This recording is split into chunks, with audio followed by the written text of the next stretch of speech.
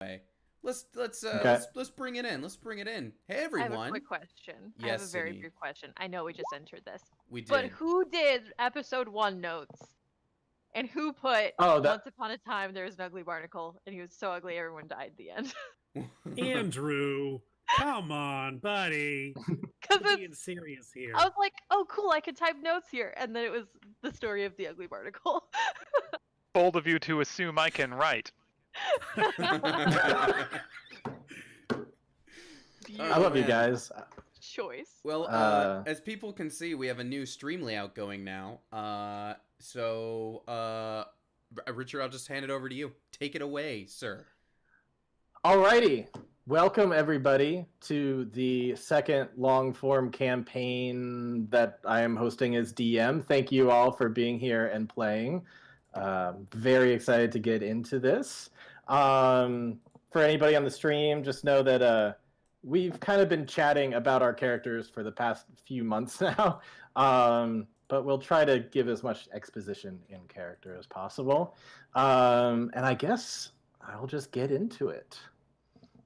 Let me bring you over to where our story will start in the city of Stemgarden.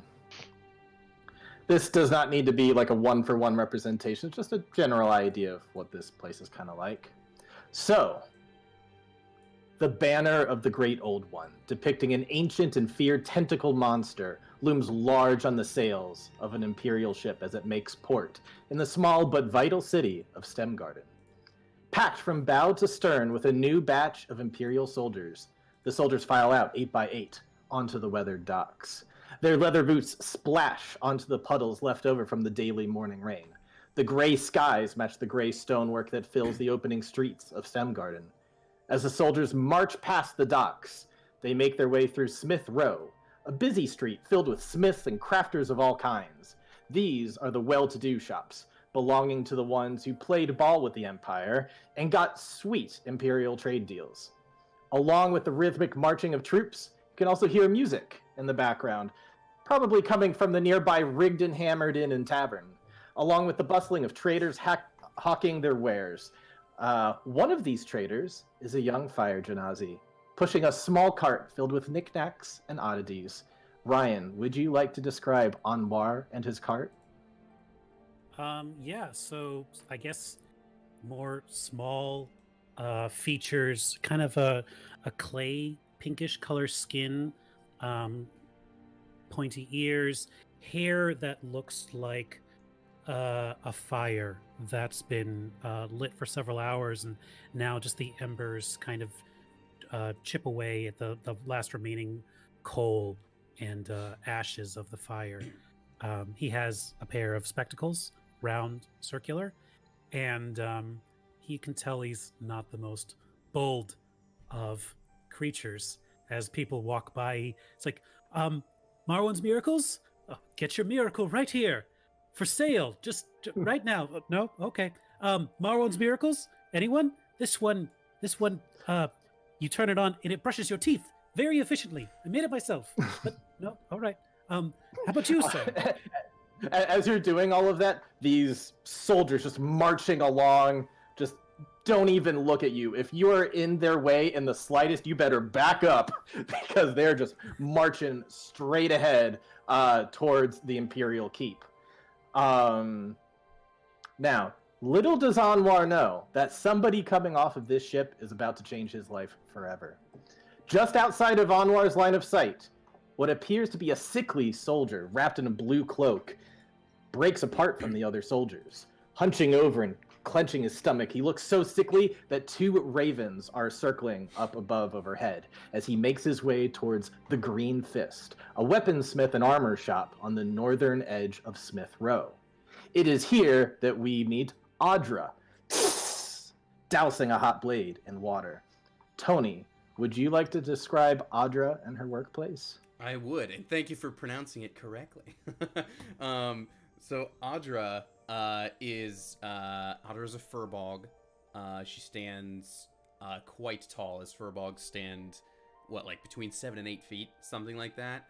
They're quite tall individuals, and so there's this just very tall blue figure, flowing blue hair that's, you know, just like a similar shade to her blue skin, but like, you know, maybe slightly darker. And of course, like, you know, filled with sweat and like embers and ash, because yes, she works at a forge. She's a blacksmith. And so she's dowsing swords. She's hammering away. In the background is Grogmar, who is her master craftsman there that she works under. But yeah, so she is you know, she has like a very just kind of generally strong presence, not just from her height, but also like she has just very piercing, intimidating green eyes. She's got like this very strong, like sharp jaw, and then just like so generally kind of like the lean muscular build, like not super bulky. But let me tell you though, those biceps she's got going on from just hammering away at that anvil all day, just like blow blow. Like it's not a gun show, it's a tank show. You know what I'm saying? Like Audra's a big, tough, awesome chick, just like hammering away in this blacksmith shop. Probably not saying much while she works, right? Like there's no like enjoyment of like, I love this craft, or there's no like whistling while she works. There's no humming to pass the time. It's just a very focused, clear, just like almost robotic, just hammering away of just, yes, this is what I do.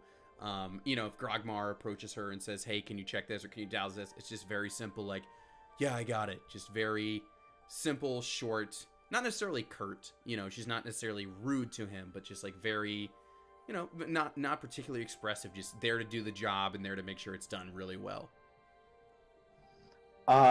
Yeah, well said. There's a great example of what you were just speaking of. One of their conversations will start with that. Well, first off, I just want to say that the room is quite dim, mostly lit by the fire of the forge, and also what's left of sunlight after passing through thick gray clouds and stained glass. Grogmar's going to dip his shield into water. He's going to lift up a little face shield and look towards Audra. Here, give me a sword. We have customer. Looks like your kind. And standing on the other end of a countertop, backlit by the stained glass windows, looms a large furbolg man in a brown cloak. Despite there not being a sign of him until this moment, his fists are pressed into the countertop, like his patience is growing thin. As your eyes adjust, you see that this is Rankin, your uncle. Him not being a resident of Stem Garden, you have not seen him since the tragic incident that took your sister's life. He's going to glare directly at Audra, waiting for her to approach. She's probably going to... So, recognizing him, first of all, I would like to...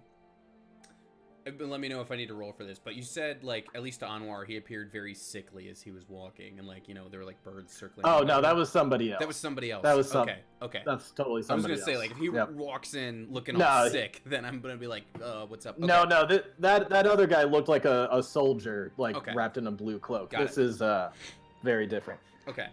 So I'm gonna... However, you would probably know that he has been known to disguise himself from time to time. Sure. But no, that's sure not the case here. No, he's looking very strong, very intent towards you, being like, "Get the fuck over here." Yeah. So I dip the sword. You know, I'm cooling it off, whatever that movement is called. So I'm just gonna hand that over to Grogmar and then turn and not approach the counter yet, but just look at him kind of from a few feet back and just, Uncle Rankin, I haven't seen you in quite a while. Do you need to make a purchase of some sort? Yes, let's talk business. Let's come over here. Very well. And she'll you know, kind of maybe wipe off like her smock a little bit, and then approach him. Words cannot describe how disappointed I am to find you here. How can you still work for a man who makes deals with the Empire? How can you make weapons that end up killing the ones you love? How can you do this? Well, we also make weapons that go in the hands of the rebels. It's just business, Uncle. The shop needs to survive no matter who's in charge. Yeah, just business. Listen, something big is about to happen. It's time that you pick a side. You cannot be neutral any longer. You must pick a side. How could you not? She's gonna after look what they down. did.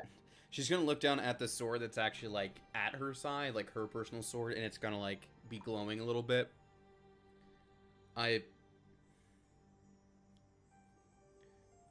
Even if I've made one, acting on it is an entirely different thing, Uncle. Listen, we're gonna need all the help we can get. Is there something you can do? Give us some weapons or shields that somehow sabotage some of the weapons you're giving to the Empire. Something! Give us something here. That would... What can you do? Grogmar is not hearing any of this. He's just pounding away, Yep. but he is gonna look over, being like, "Better not fuck with my shop." Yeah. Listen, Uncle, sabotaging with our craft is, first of all, not good for this shop's reputation. Second of all, unethical for craftsmen such as us. Now, if you wish to procure things of your own, obviously, Grogmar and I would be happy to offer some sort of, you know, family discount. There's no question about that, but sabotage, Uncle, that's something that could come back to bite us easily. And there's a reason this shop has stayed prosperous despite the tumultuous times, and it's not by making targeted moves of espionage like this. And you haven't even told me what is going down. Don't know why I should tell you when I cannot even trust you. Clearly, you're out trust for me. yourself. I'm out. You're clearly out for yourself and not for your own sister. But if you're offering, if the best you can do is offer a discount, then fine. He's gonna point behind you. How much for that big axe over there? He looks at it. She looks at it. And when you look over, and when you turn back, he's gone. He's vanished. Make a exactly. Make a perception check. Okay. Can I? It's gonna be the first official roll of the game. I'm gonna say, knowing Furball types, she's gonna assume that he's doing his like one a day special invisibility thing. Will that offer me anything extra on this roll, or can I just assume that's what he's doing? I've factored it into the DC for this check. Okay, yep. cool. Perception. What's Make my it good, perception? Tony. Yep. All right. The what do you call the premiere roll, debut roll? There's some seminal roll. The virgin roll. I don't know. Something. All right. Here we A go. maiden voyage of rolls. Wait, did it 13. roll? There it is. Oh, I don't have 3D Yeah. dice turned on. Hold on. I should do that. Okay. Well, Okay. anyways, 13. Well, call that a Perfectly 13.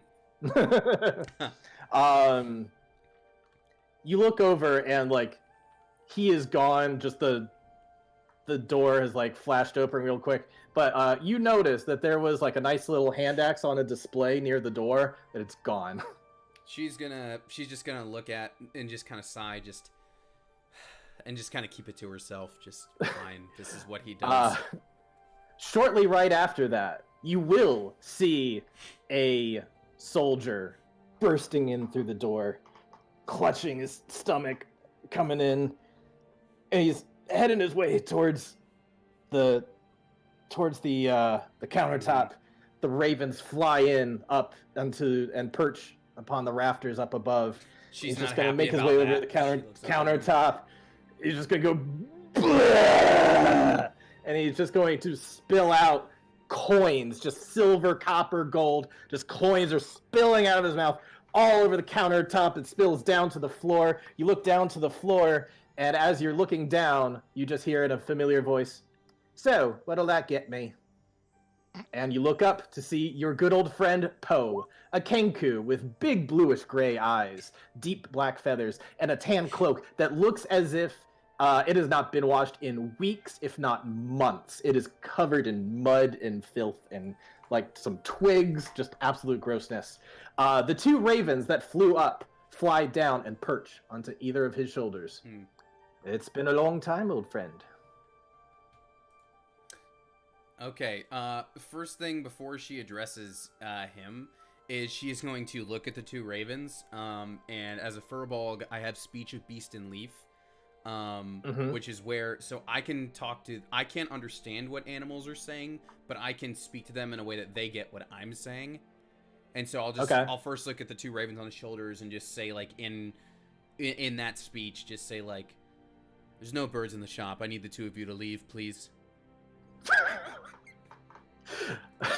They look at each other and they're like, and they fly off. Yep. Thank you.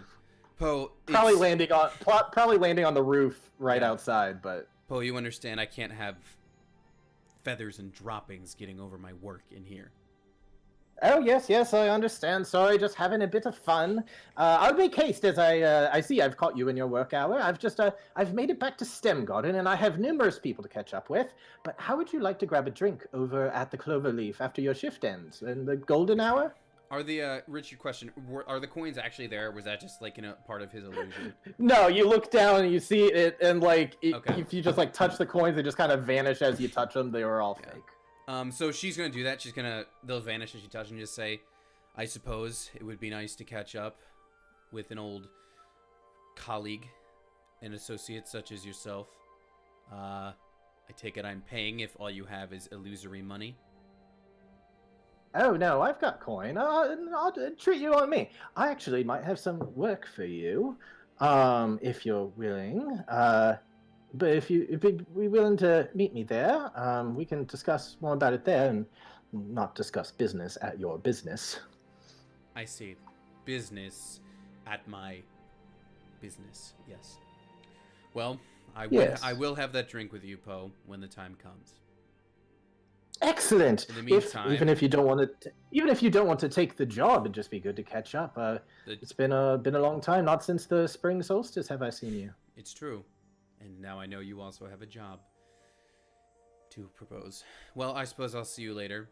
In the meantime, I do need to whip up a hand axe really quickly. Oh, very well then. I shall be on my way. And he heads towards the door, and he looks back at you and says, oh, one more thing. Are you still in touch with that tinkerer friend of yours? You mean the younger sibling of my friend? Yes.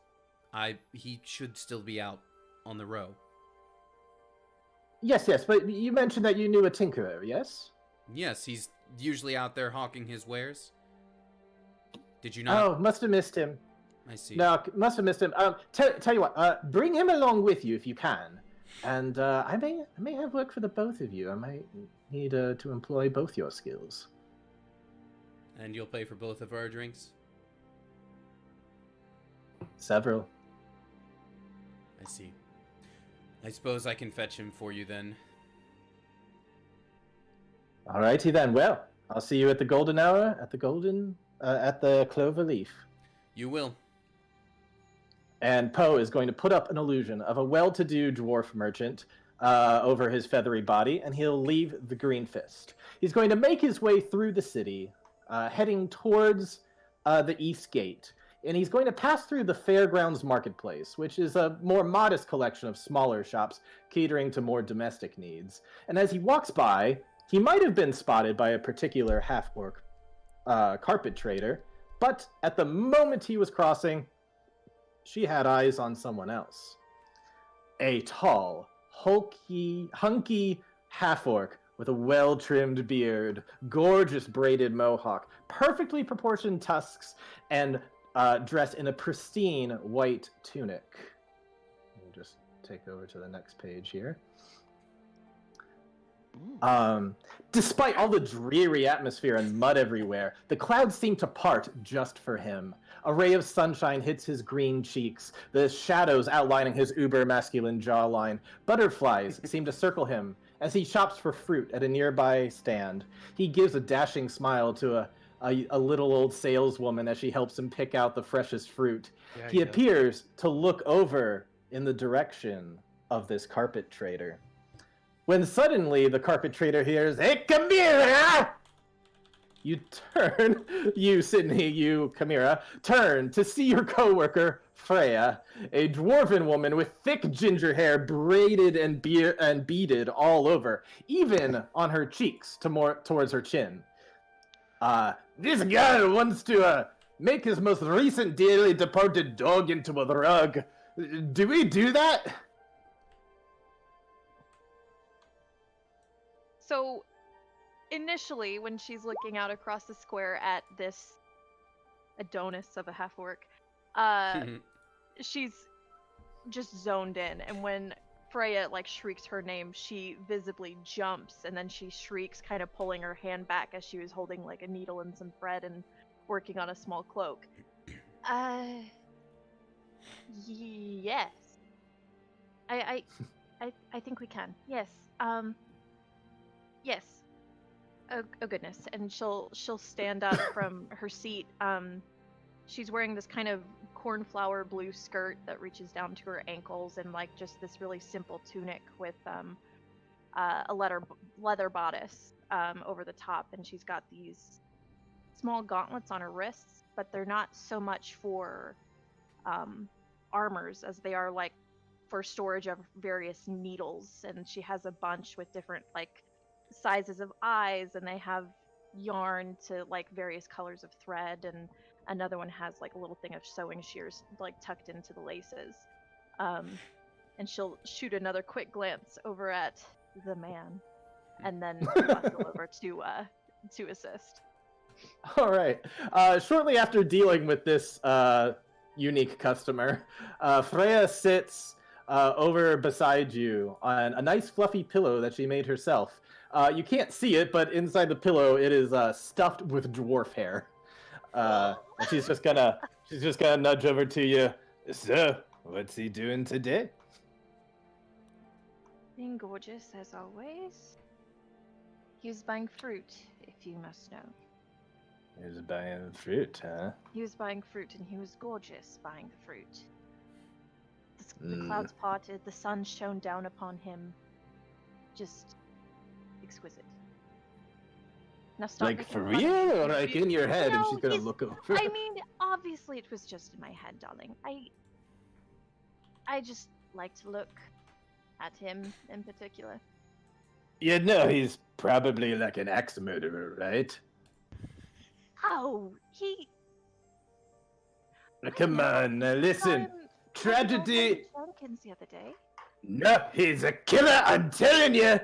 Tragedy is around every corner, there's no escaping it! Your tragedies... Listen, your tragedy started when your husband left. Mine started when my husband stayed!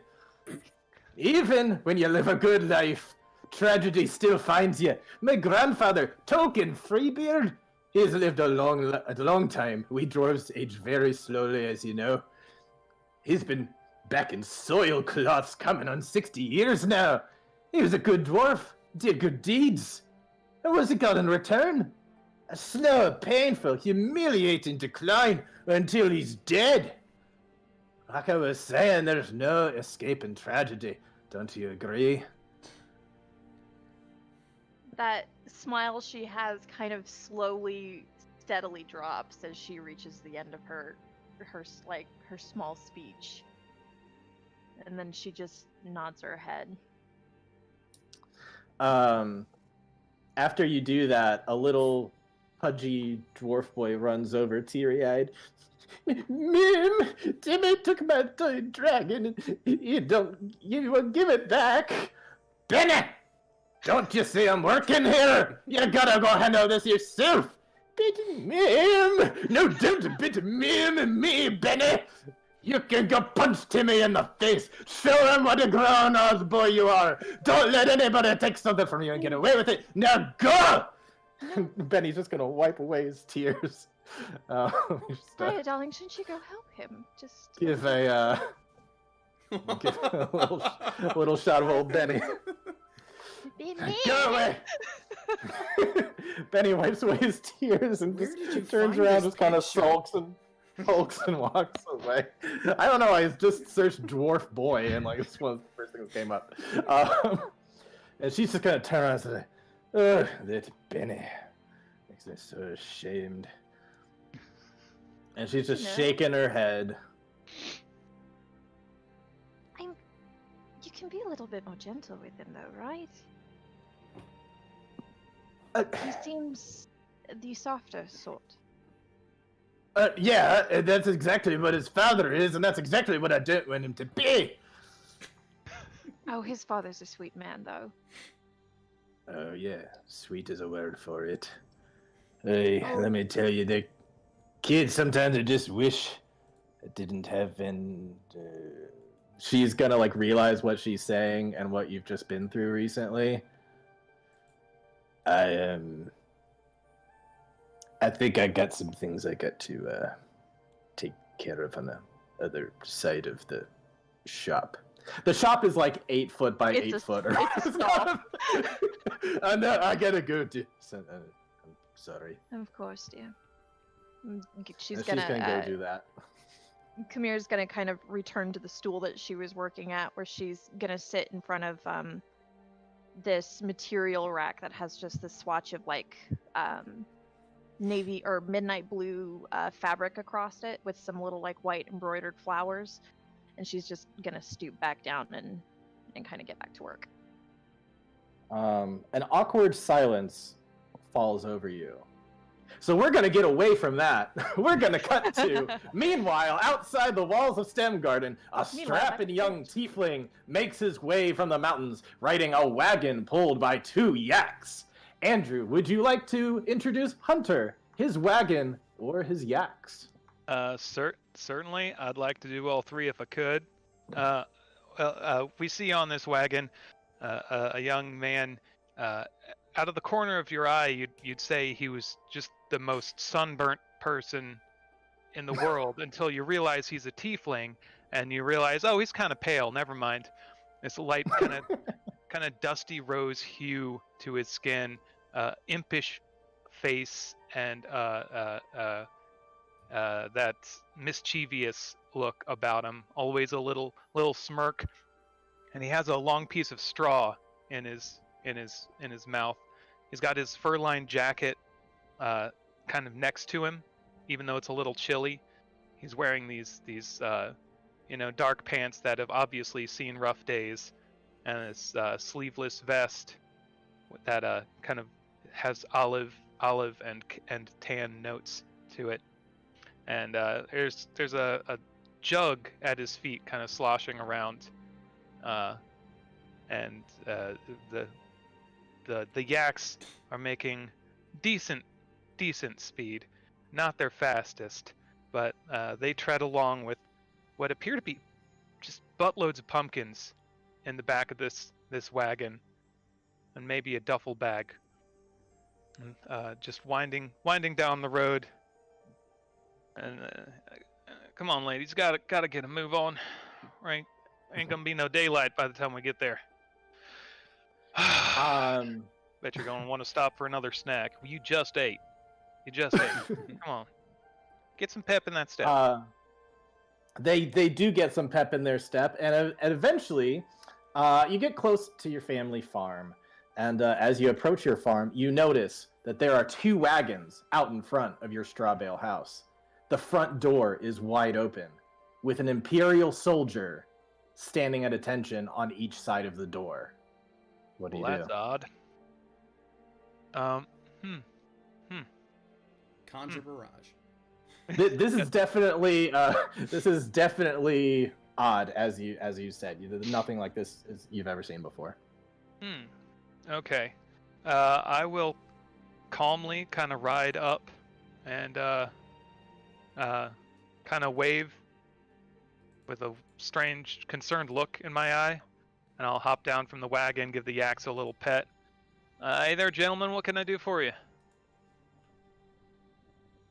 I think you're... The taxman's having a conversation with the man of the house. Who are you? Suppose I'm the boy of the house. I live here. Can I talk to my pa, or what are y'all doing? This is my farm. I work here. This is your farm? Well, I mean Pa's farm, but it's gonna be my farm someday. You got any weapons on you? Hell yeah, that's a dangerous road out there. Who doesn't walk around without weapons? Put your weapons down and you can come inside. Oh hell. undo my weapons belt and kind of drop it on the front, on the where you sit, the driving stoop, and I'll walk in and kind of as I go, I'm gonna kind of point to one of their chests and say, "Oh, your metal's tilted." Oop. Made you look, douche. Yep. Made you look. Right on. Better luck next time.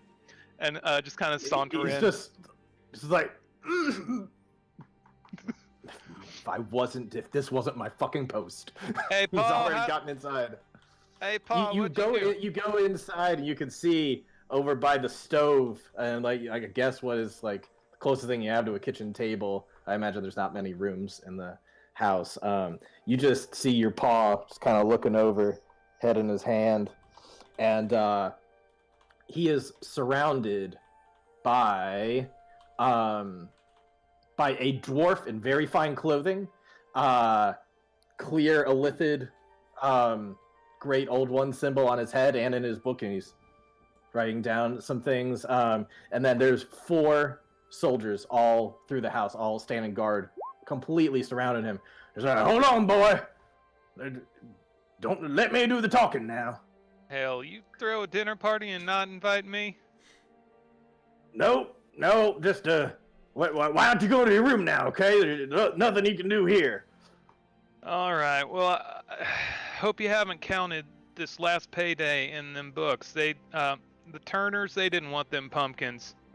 They made me wait. I got the whole way there, and they said they didn't want them pumpkins. So you can scratch that off your books there, Mustache. Mustache will look over to you and say, "Mustache? My name is Oven Steelbinder, and you do not need to say anything. All right, still. We know everything. Everything you've been up to. You are behind on your taxes. We know that you have been donating some of your crop and not listing the donated crop as part of your total crops that you have grown this season. And that is against the law, my friend. That is stealing from the Empire. What, do you think that we just write off donations? What kind of place do you think we are? Oh, that wasn't donations. We just had too much of it. If they didn't eat it, it would have gone to rot. So. Paul's just gonna be like, "Silence, boy! All right, I'm gonna go Don't wash say up. nothing. All You right, go wash up. I'm gonna wash up and go feed the yaks. You Later. let your paw handle this now. We're gonna get through it. All right, Hang Paul. on. All right, pleasure meeting you, Short Stack. I apologize for my boy and he's always had a mouth, the devil's tongue and all. I resent that. Quite. And so, yeah, you kind of like head off and do your own thing for a little bit, and eventually you will see all of them pouring out. And what the guard that you did the little thing to, he's going to go over to your wagon and take out his sword and just like chop at the wheel so it's broken. Be like, "Hey, there's an issue with your wheel. You should look at it." And they're just gonna get into their wagons and ride off. And so with that, I guess Pa would come out after their leave and just looking around. "Where are you, boy?" Over here replacing a wheel that was damaged by the state. Yeah. Sorry what I said back there. I just, playing the part and all. Hell Gotta yeah. keep us safe. Oh, please, I wasn't taking no offense. You got it. What are those? All right. Well, So they're squirming up your butt for what reason? it's taxes. They always get you on the dang taxes. Yeah. Long and short of it is, I need to pay them 50 gold, buy them a bond next month. That's a lot. That is a lot. But it's all right. I'm gonna figure out a way to get the money. I got some people who I think will vouch for me. I think I can get a loan from some people. Don't you worry about it, okay? You got your own things you need to worry about. Oh, I ain't worried about it, Paul. Look in the pumpkins. What's in the pumpkins? How much gold do you have on your person right now, Hunter? I am dirt broke. Look at it. Got- There's nothing but pumpkin seeds in these pumpkins. I've got 2 copper and 2 silver. I've got jack shit.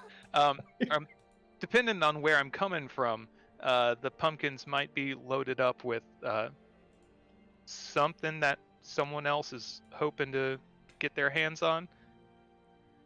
Maybe. I would say that you're probably making your trip back from delivering something, so you probably don't have as much on you besides just actual pumpkins right now. That's fair. Well, it's all right, boy. We're gonna figure it out. Who's that over there? Not another dwarf. And you're gonna see a dwarf just kind of walking on up. Hello there, Hunter. Hey, who's that? It's an old friend. Just someone needing a little help across the border every once in a while, you know what I mean? Oh man, could you drop that? Come on. You don't even look drop like his illusion. you don't even look like a dwarf. You didn't even fool me. You didn't. You got that dumb voice. It gives you away in a heartbeat. Very well then. May I come inside for some water, tea, or ale, or shine Hell or yeah. something? Hell yeah! Come on, we got It's been a long journey, my friend. we got some fresh pumpkin bread. You ready? You want some of that? Want pumpkin bread? Yes, absolutely. Oh, yeah. It's been since the solstice that I've seen you. Hey, how them I'm sorry, two since the, chickadees since the equinox, I mean. It's been a minute. Yeah. Paul, you remember Poe, right? Poe. Yep. No, we know each other. And Poe is going to basically give you a similar spiel. He'll basically be saying, listen, I know now's not a good time. I have a lot of people that I need to talk with, but it is great to see you. I might have some little smuggling work for you to do if you're interested in making some extra coin. I know it's the harvest season and you might be busy, but I promise I'll make it worth your while. And well, I just wonder if you would like to meet for some business over at the Cloverleaf at the Golden Hour, which is coming up soon. Oh, I don't smuggle no more. I'm doing the straight and narrow. I'm just messing with you. All right, yeah, I got you. Inside check. Well, okay then. You'll be at the Cloverleaf then? Hell yeah, be there with bells on. Good. Hey, listen. Do you know anybody else? Not Resistance. I prefer to keep this outside of that for now. But somebody else who's rather strong, good at fighting, good with a sword, good with a blade. Because I'm afraid where I want to have something retrieved is in a little bit of a dangerous spot. Right. Well, Paul's trying to keep low profile right now. He's kind of busy. Yeah, I know a friend. I got a friend in town. I'll just head down. Alright, well, leave early. I'll swing through. Okay, well, bring your friend, and I'll see you there at the Golden Hour. All right. Caw, my friend. Yeah, Slap Tweedledee. Just as the sun begins to set, just on the other side of the city wall, Anwar is bringing his traveling sales cart back to the family shop, Marwin's Marvels and Miracles. He brings the cart around back and enters the shop through the back door. Ryan, would you like to describe the shop? So you remember in Beauty and the Beast where Belle goes back home and her dad's got all of these like clocks and gadgets and kind of like weird, kind of eccentric things. This is a tinkerer's shop, so it's lots of like nothing exciting, but little things imbued with a little bit of magic. What's up? Yeah. One sec. Okay. Anwar walks into the shop and stops dead in his tracks. What? I feel bad. I've spent like 45 minutes on each of these intros, and then it's his turn, and he's got to go for a I second. know. All right, folks, that's our break. No, our break's going to be in a little bit. I've got a specific break time where I need to... Okay. Once I get thank your you. decisions on some things, then Ryan did I'll his need 10 chores. minutes or He something. handed over the trash, it looked like. Yep, I'm all done with my chores for the week, so that's all I have to do. Alrighty. It's kind of go ahead. It's like glass, all kinds of different little clocks and gizmos and gadgets and things like that. And if you notice, if you look at the cart, it's also kind of like those kiosks you find at the mall, but it's like overstuffed with like spectacles and telescopes and wind chimes and all these different kind of like kooky, weird, not terribly practical, but like fun things. And it makes a loud noise as it comes over the door frame and back into the shop. You need like a little bit of momentum to get over the hump into the... Yeah, we've all been there. Oh, your father, looking very much like a grown-up version of yourself with fiery hair and round glasses. He's dressed in very form-fitting, slim clothing, kind of simple and plain as they may be, though. But he's quickly putting things away on shelves, locking cabinets, emptying the coin register, and he looks up at you when you say that, smiles with soft eyes. Hello, Anwar. Just in time. Do you mind closing up the shop for me? Your mother said that she was going to tinker with some new recipes tonight, and I want to make sure I get home in time to save our dinner. Oh, all right, as long as there's no explosions this time. I know she likes to One can hope. Yes, but if you're willing to close up for me, thank you, son. Thank you. He's gonna grab your shoulders. He's gonna smile at you, pat you on the arm a little bit, and he's gonna just kind of quickly zoom out the door and depart. And then as you start to close down the shop, you hear a small bell ring signaling that there's an entrance of a customer. You look over and see a blonde dwarf man, thick blonde beard, and I guess I'm bearing the lead. He's got a right arm made of steel. That's probably the thing that makes him most noticeable. You recognize this dwarf as Flash Ironpan, the owner of a much more powerful and prosperous tinker shop with all the best Imperial contracts. Flash just kind of looks around the shop casually as if browsing. Hello, Anwar. Your shop seems to be doing well, very nicely. Yes, strolls... it's you. He strolls along the walls, just, shelves filled with all sorts of knickknacks and devices. He picks up what appears to be some kind of a toothbrush with mechanical components. He's going to turn it on. He looks at you and kind of gives a smile. One of yours? What do you call yes, it? Actually, it's a brush of teething, and well, I'm still working on the name. But if you take a small wisp of elemental energy, preferably thunder, and imbue it into a small brush, you can make a much more efficient way to clean your teeth and prevent against gingivitis and other diseases and things of the mouth. We could really start changing the world with this small, simple device. And a little bit of Very, time and effort. very impressive, Anwar. Anwar, I believe your talents are wasted in such a small shop like this. I think you would find much more success working for me. Under the banner of the Empire, you could have access to so many more resources your workshop would want for nothing. Your inventions could be shipped all over the world. What do you say?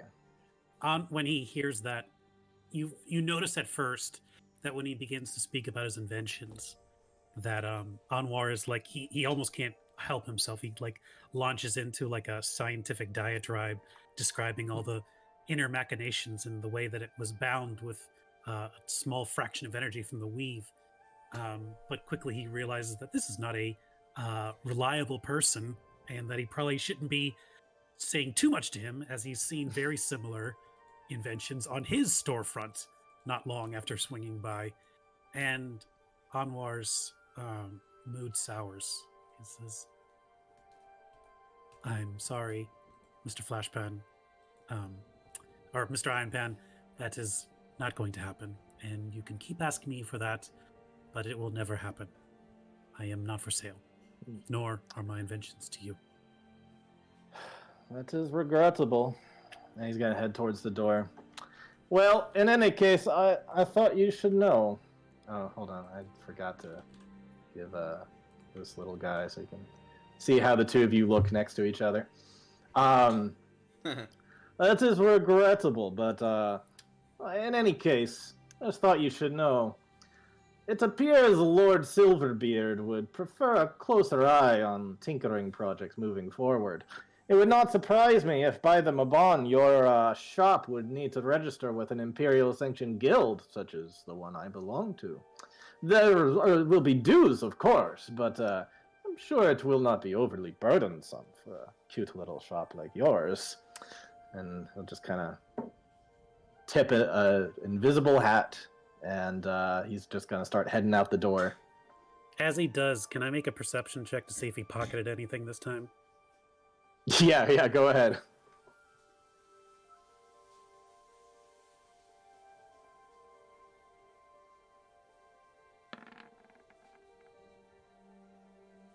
$12. You see that he did put down the sonic toothbrush or whatever you're calling it, but he put it in like the totally wrong place just to be like, fuck you. That's where the clockworks go. All right. And Anwar's going to move over there and he's going to start kind of like putting things back, like bringing the stuff towards the back to the front, like resetting the store for the next day. Richard, I'm assuming Audra's going to enter in a moment here.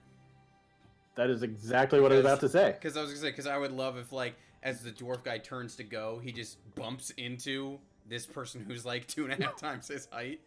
Just, like... Yeah, we can say that happens. Sure. Yes, ending it. Yeah, he goes out the door and he's like, haha, I am so superior, blah, blah, blah. Oof!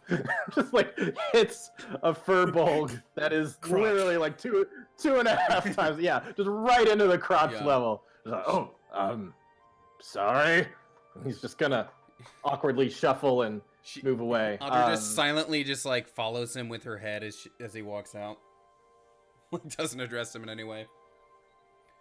Alrighty, you do that, and then when you head inside, you can see that Anwar is doing what he said he was just doing, like just putting things back in order and stuff like that, and finishing the closing of the shop. Is that the one who's always giving you trouble, Marwan? Oh, Audra. It's good to see you. It's been a little while. Mm-hmm. Yeah, Ironpan, he's whatever, he's gonna do what he always does, throw the weight of his steel fist around. Some people don't understand how business works. My uncle was in our shop earlier today looking for... Well, it's probably best I don't share because I turned it down anyway. Yes, I spoke to an acquaintance of mine. And he was aware of my friendship with your sister. Opal, yes? Yes. And asked if I, first of all, would be interested in a job. Second of all, if I knew of a tinkerer who could also be of use for this job. Oh, an order. All right. And Anwar's going to go back behind the desk. I don't... Pull out a paper and like, yes, kind of specifications were you thinking? If you're going to take notes, then perhaps we should take that when we meet him. He wishes to meet at the... I'm sorry, what was the tavern called, Richard? Clover or something? The Cloverleaf. Thank you, Cloverleaf. He wishes to meet with us at the Cloverleaf. I don't know exactly what the order or job is. It would be lying if I said I wasn't interested, though I haven't accepted, nor have you, but I am doing as promised and inviting you along to this meeting. And now you know as much as I. All right. Well, I have a little bit of longer before I close up here, but I can... Richard, how safe is this tavern that we're going to? It's safe. It's rowdy, but it's safe. Is it like a TGI Fridays, or is it like a dive bar, or is it like a watch your back? It's a very working class, rowdy dive bar kind of situation. Just don't piss off Great. Pinky and you're good. Does Audra notice that like nervousness on War's face about it? That's up to you two. Yeah, that's a question for Ryan, I guess. I would. That's kind of Anwar's vibe, but Okay. the, She's gonna Cloverleaf, yes. she's gonna pat the sister blade at her side and just, we will be fine. It's the least I Alright. can do to make sure that a friend's sibling is taken care of in a place he's clearly nervous about. Well, on the off chance that we take it, the job, I mean, I'll be sure to bring my tool bag. And you'll see in the corner where the cart was is a very intricate looking leather tool bag. And just kind of cracked open inside the darkness, you see the glimmer of a red and golden something. Red and golden Oh, something. just- We have no idea what it is. Yeah. Could be anything. A red and golden something. What could this be? Who knows? She's It is a gonna mystery. she's gonna look at the bag, look back at you. I see. Well, I will wait outside until you are finished your work. Please come to me when you are done, and we will make our way over there. Yeah, your father has done a good chunk of the work closing up already, so you really don't have much more to do. But we are going to cut over to Keanu Weaves, which is the name of Kamira's shop. I'm out. And Good. I'm done. we are The new we're gonna like cut in. grandfather. We are going to cut in just around at the point that that Hunter arrives over to her stand. There's a playful rap at the door. There's not a door. My It's name is just a- Hunter, and I'm here to say It's like a. that kind of playful rap.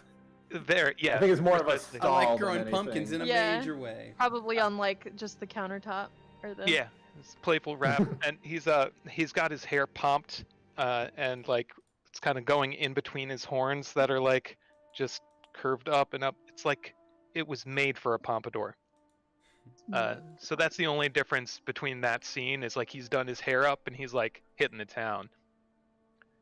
Hey, Kamira. So Kamira's kind of getting ready to like closing up her space as well. She's like folded up her loom that she usually takes home every night because somebody might take it. She's got that fabric that she was working on all folded up and stowed away.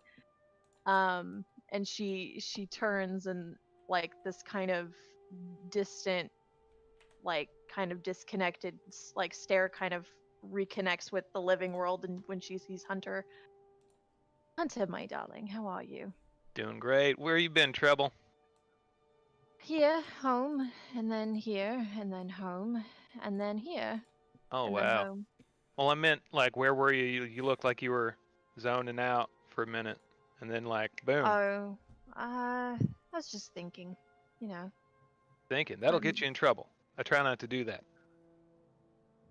It might get me in a little bit of trouble. I was hoping that maybe a little trip for a drink might fix that, though. Would you like to join me? Oh, I was coming here to ask you about the same thing. Really? Yeah. Oh, hey, how do you feel about doing some babysitting? Easy gig, I think. I don't know. To be honest, I Oh, don't the know yet. babies. Oh, Yeah, it's just a little bodyguarding, you know. Babysitting. That's all I Now, was is told. that bodyguarding or a body garden? A garden of bodies. Well, you know, first one then the other, I suppose. Depends on how rough the trouble is. do you think I should run home first, or I don't know. You look great. you charmer you? All right, I'll close up. You know. All right, what can I do? Do I need to wipe down something? No, actually, if you just want to like pull that curtain down. All right. All right, and we're done. you say that as if you're not the taller of the two. You have to like jump You have, up like, to half get a- it. you have like half a foot on him. Well, Hunter's like a nice solid 6 feet. Nothing Yeah, like. yeah, he's a nice solid 6. She's just like a nice solid 6'6". Yeah. You're a woman I Um, look up to. Are we a very tall party except for Anwar? No, Anwar and Hunter are both about 6 feet. Oh, so, okay. So we're all just tall people. Yeah, I'll That's the ultimate fantasy of D&D for me, is that I get to be more than 5'8". You take the escapism where you can get it. Yeah. Who needs a high horse from up here? On the way to the Cloverleaf, I would like to drop off my things, though. Just like the loom and the material I was working with and all that. I won't like gussy up or get my armor on, but just dropping the stuff on like off like right in the door. Fair enough. Does anybody else have anything that they want to do before they go to the Cloverleaf? I would let Anwar, before heading over there, is going to let his parents know that because he lives at home. He's 21. And Little baby. he would let him know that he's going on a possible job. So that should get him family out. dwellings are. Yeah, family dwellings are fairly common. Yeah. I was gonna say Audra lives in era. theirs too. I just like Yeah. the pretense of like I'm gonna let my parents know that I'm gonna go on an adventure. I imagine and Audra's Alrighty. just gonna wait for him to do that, and she has an explorer's pack. I'm trying to remember. I'm pretty sure there are rations in there, and I imagine she's just kind of like munching on some seeds or something while he's taking care of what he's got to do. Okay. Well, we'll just say that Audra and Anwar get to the Cloverleaf first. On your way into the Cloverleaf, let me just put it over there before I forget. On your way into the Cloverleaf, you pass a large, hulking, tattooed orc leaning against the wall next to the front entrance. If you've ever been here before, which I don't know if some of you have, but if you have been to this tavern before, you would recognize that he is the bouncer. He doesn't stop you, but he gives you an obvious glare up and down from top to bottom, as if to size you up. I imagine Audra with each has of your... been here before. How tall is he versus me? He's definitely shorter than you. He's he is a full orc, not a half orc. Okay. But he's still like maybe about 6'6", like Okay. Chimera is, maybe 6'8". Because I'll probably give, but so not like a glare, but just like a very deliberate like, yes, I see that you see me, and I will be walking in here now kind of look. Yeah. He doesn't give you any kind of nod of approval after looking you over. The only sign that you get to proceed is when he kind of like looks at you, and then he just kind of turns away and stops looking at you and focuses on his cigar. And, like just the fact that he stopped looking at you without anything else is enough acknowledgement. But you Let's won't get go any in, like Marwan. nods of approval. Yeah, we won't get any nods of approval from him. As you enter the tavern, you are hit with the stench of a barn, poorly masked by some kind of woody herbal fragrances. This is clearly a working class tavern catering to laborers and farmers. It's just on the outskirts near the east gate. The tavern is filled with patrons that have just gotten off of their shift, and they're all ready to let off some steam. Their spirits are lifted, however, by the upbeat music played by a hillbilly half-orc in the corner playing his banjo. I actually have, if you'd like to hear, I have a... I absolutely would.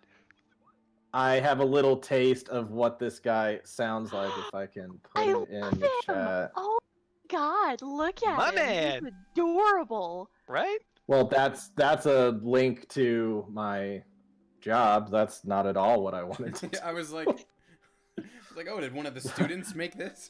No, never mind that. Look at the YouTube link. Got it. Yeah, let me pull this up. Is this video or just Oh, a and- song? It's just some song you can put in the background. Okay. It's just like a little clip of something, but like this is very much how he sounded, just like jamming out really strong, really fast on his banjo. I think it really kicks in a minute or two in, but in any case, it's just something there if you wanted to see. Oh, he's good. He's Got really it. good. He's good.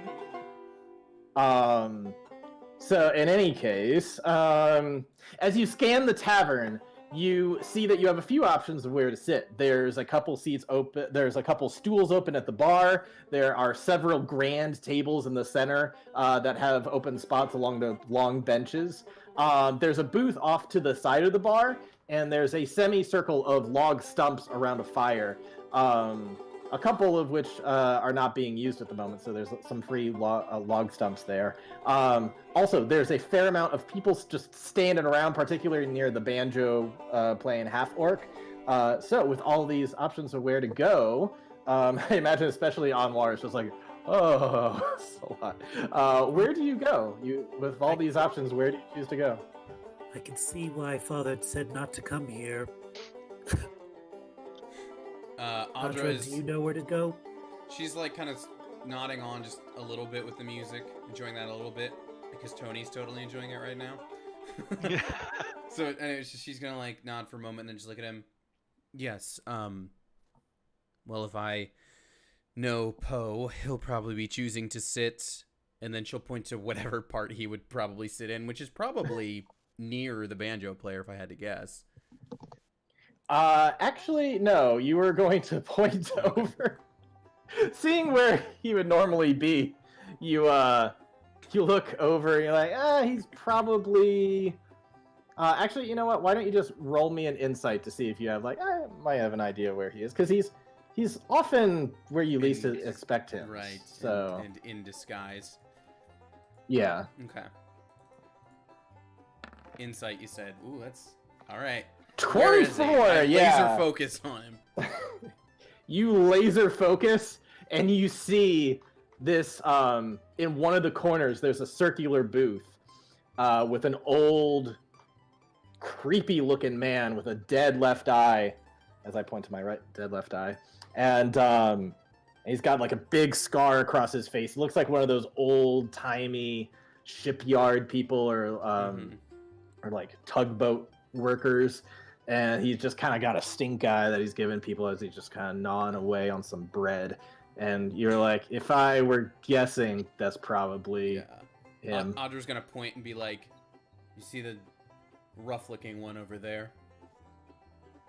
You're gonna have to be more specific. The one with the scar.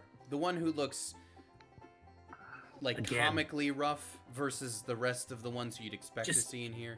Audra, just lead me to your friend, please. Follow me, kid. The one with the scar. The one that's drunk. Well, the one that looks like he has a shady past. The one that... She'll just walk over to the booth and slide right in. Any one of those things is true for half the bar. But the one guy who's got all of them... Yeah. That's the guy in the corner.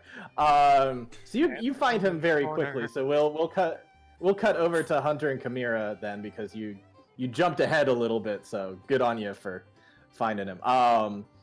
Hunter and Chimera, when you approach the entrance together, you see the big tattooed orc, and he notices Hunter and puts on a big smile for him. Hunter, you made it back in one piece, I see. I always do, my man. How you doing, Pink? He greets you with one of those big "you son of a bitch" handshakes, but his arm is like 10 times the size of yours. He smacked me in the bicep. Yeah. It's just like you probably take about half a point of non-lethal damage.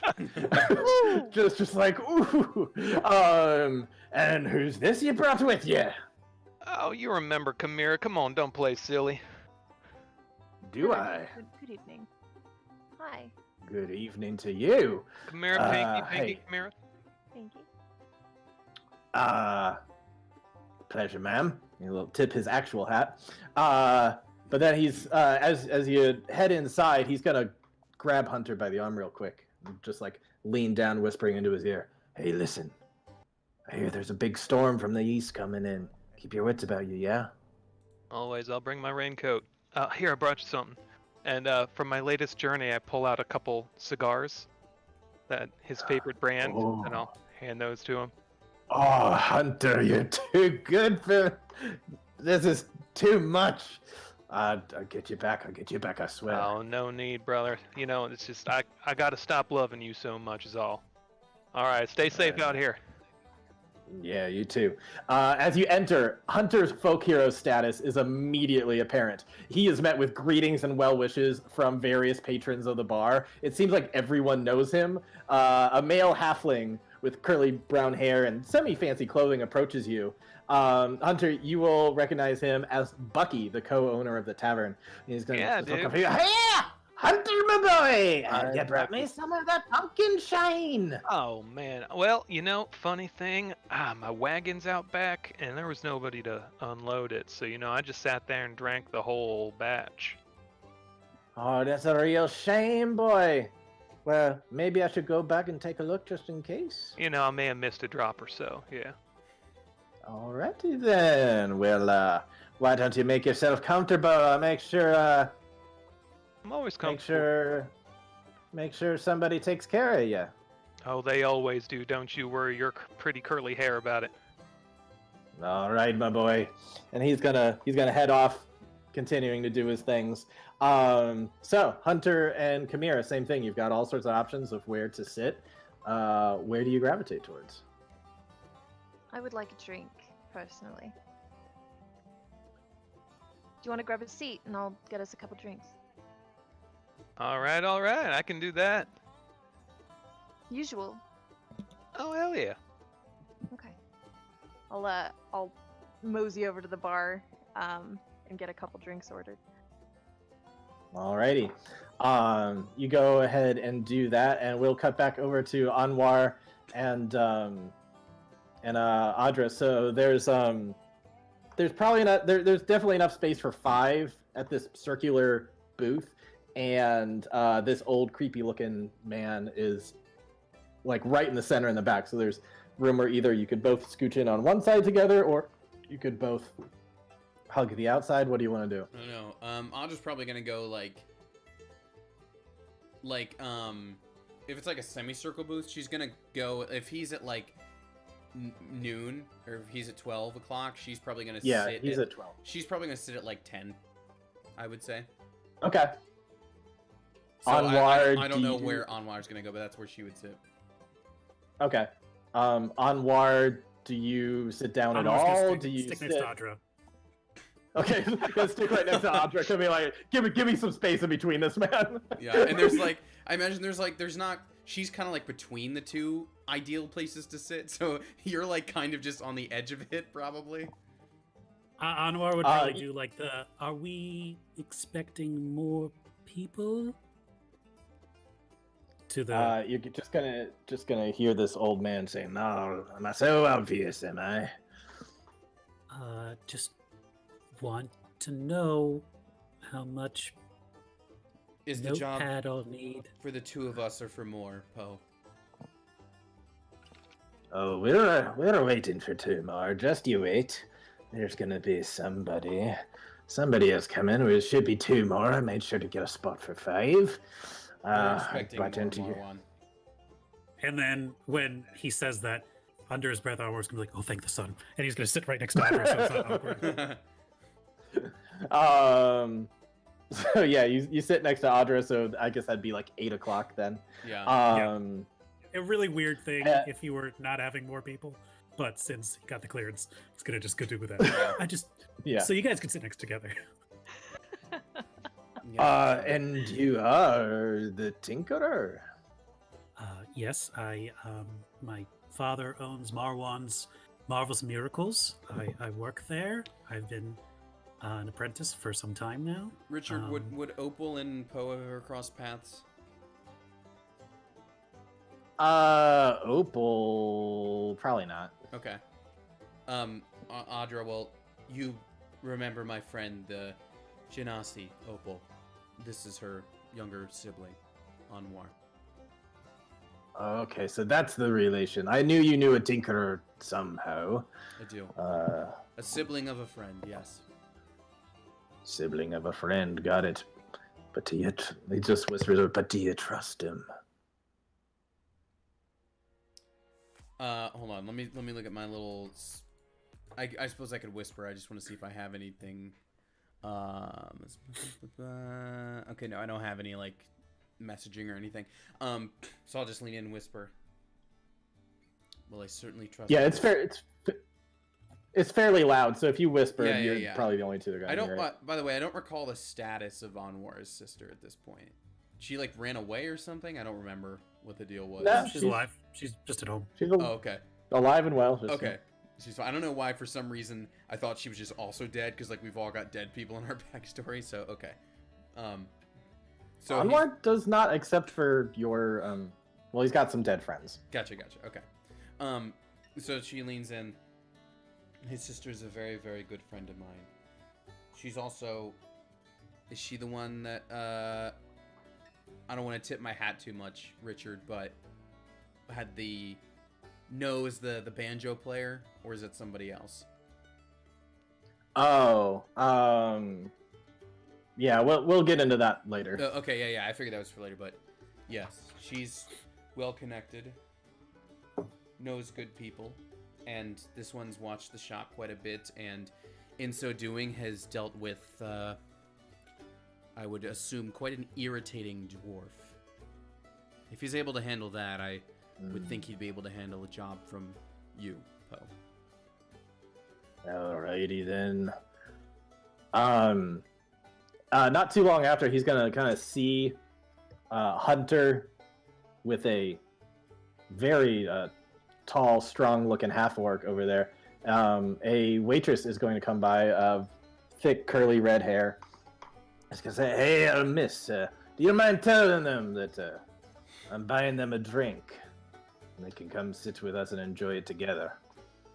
And she's just gonna say, "Oh, okay," and he will. She's going to head over.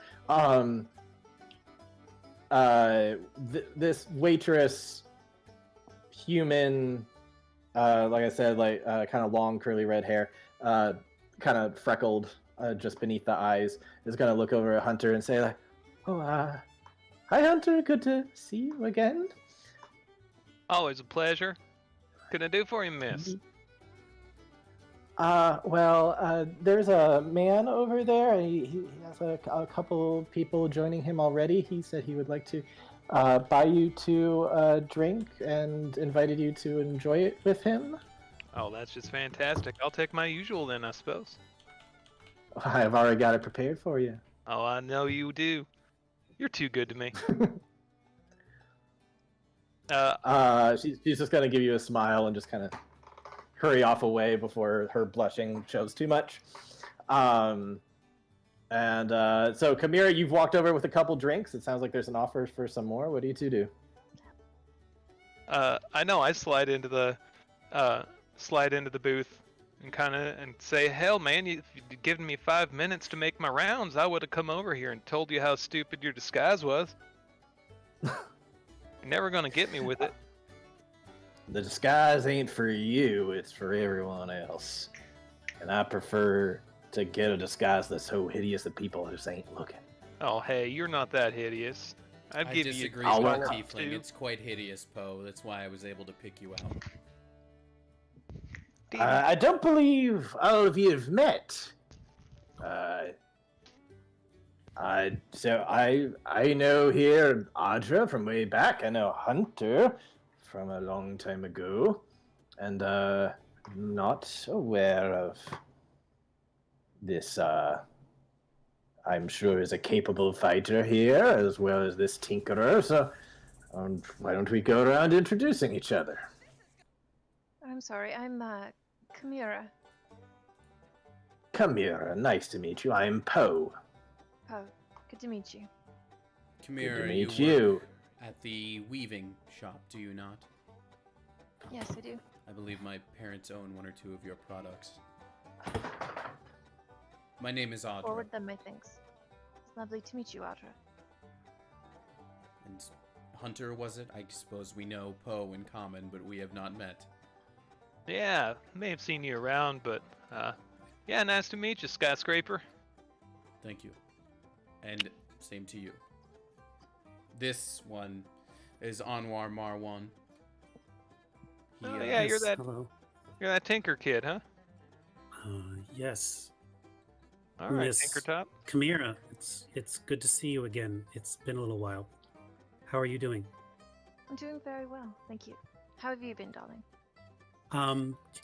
Busy, working the cart I've seen. in Merchant's Row. I own one of your brushing teeth. Oh, the Sonic toothbrush. I do. How do you like yes. it? How's it going so far? It's wonderful compared to like normal thistle brush. It is amazing, actually. Good. Good. Uh, how- If it starts to go too much and there's blood in your spit, let me know. That happens sometimes, and it gets a little excited. So just if you or anyone you know uses it and that happens, please find me, and I'll get you a full refund. So Of course, dear. She just kind of Your- like covers her mouth to kind of stifle some laughter. Your products are injuring people now, Marwa? Fa- Interesting. Fascinating discussion, you all, but afraid I can't relate as I've got a beak, you see. He's gonna just like quickly show his raven Kenku form and then Oh. put it back. But in any Oh. case, you called her Miss Chimera, do you? I'm confused.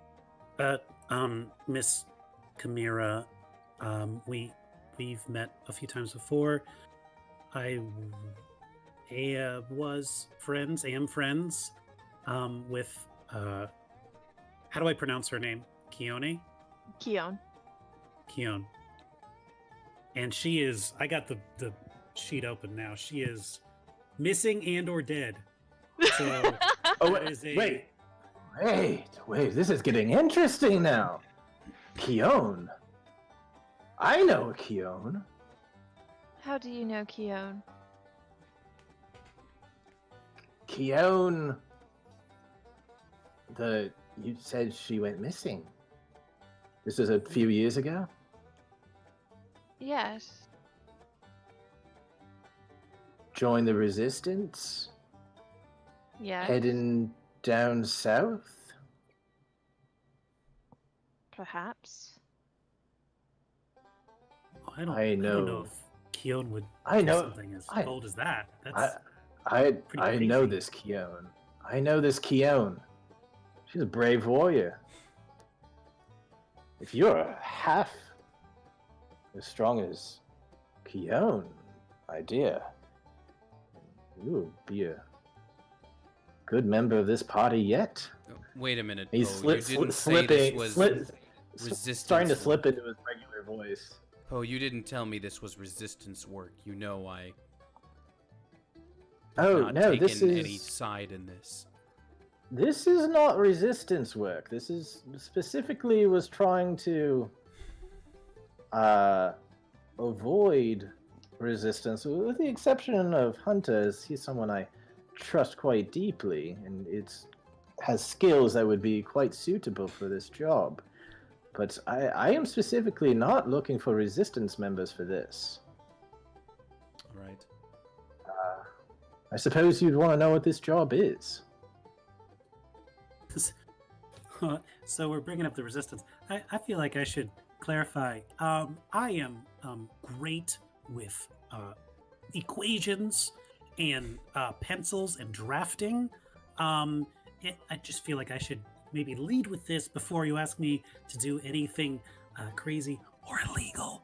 I am just a craftsman who loves to tinker. That is all I am known for. And you'll notice at this point that Anwar has like his notepads out. He's got like a quill there, and maybe there's a compass to do some like, and it's like, but I just feel it kind of looks nervously at Adra. That should be upfront about that, what my services are, and what I'm capable of. My boy, let me calm your concerns. I am not here to hire you for anything where you would need to do any kind of resistance work. I understand that you are a man of science, and that is what I'm looking for. I'm hiring her potentially for the physical work. There's plenty of physical on this side of the table too, Poe. And like I told you, kid, I will take care of my friend's younger brother. It's the least I can I do. appreciate it. Carry on. Well, with the I pitch, guess I should get to it then. During my travels on the other side of the pond, over near Berserkshire, I've found something, and I'm not quite sure what it is, but I believe it has the chance to be of high value. During my journeys, some of my ravens that were scouting came across a rather peculiar head sticking out of the swamp. It was crafted of both metal and wood, and seemed very old. It seems like the metal itself was deteriorating, and it was covered heavily in moss, but I have a strong suspicion that this may be some kind of old relic or totem, or maybe even a construct of some kind. All I've seen is the head. I was not able to get up close to it, and so who knows what is beneath the surface. And so I'm looking for some people who may go and identify this thing and to retrieve it and bring it back, because this could be worth quite a deal of money. And so if there's people who are able to identify what it is and perhaps repair it, as it seems in poor condition, that would be greatly appreciated. Now, there are some complications, and he is going to pull out a map.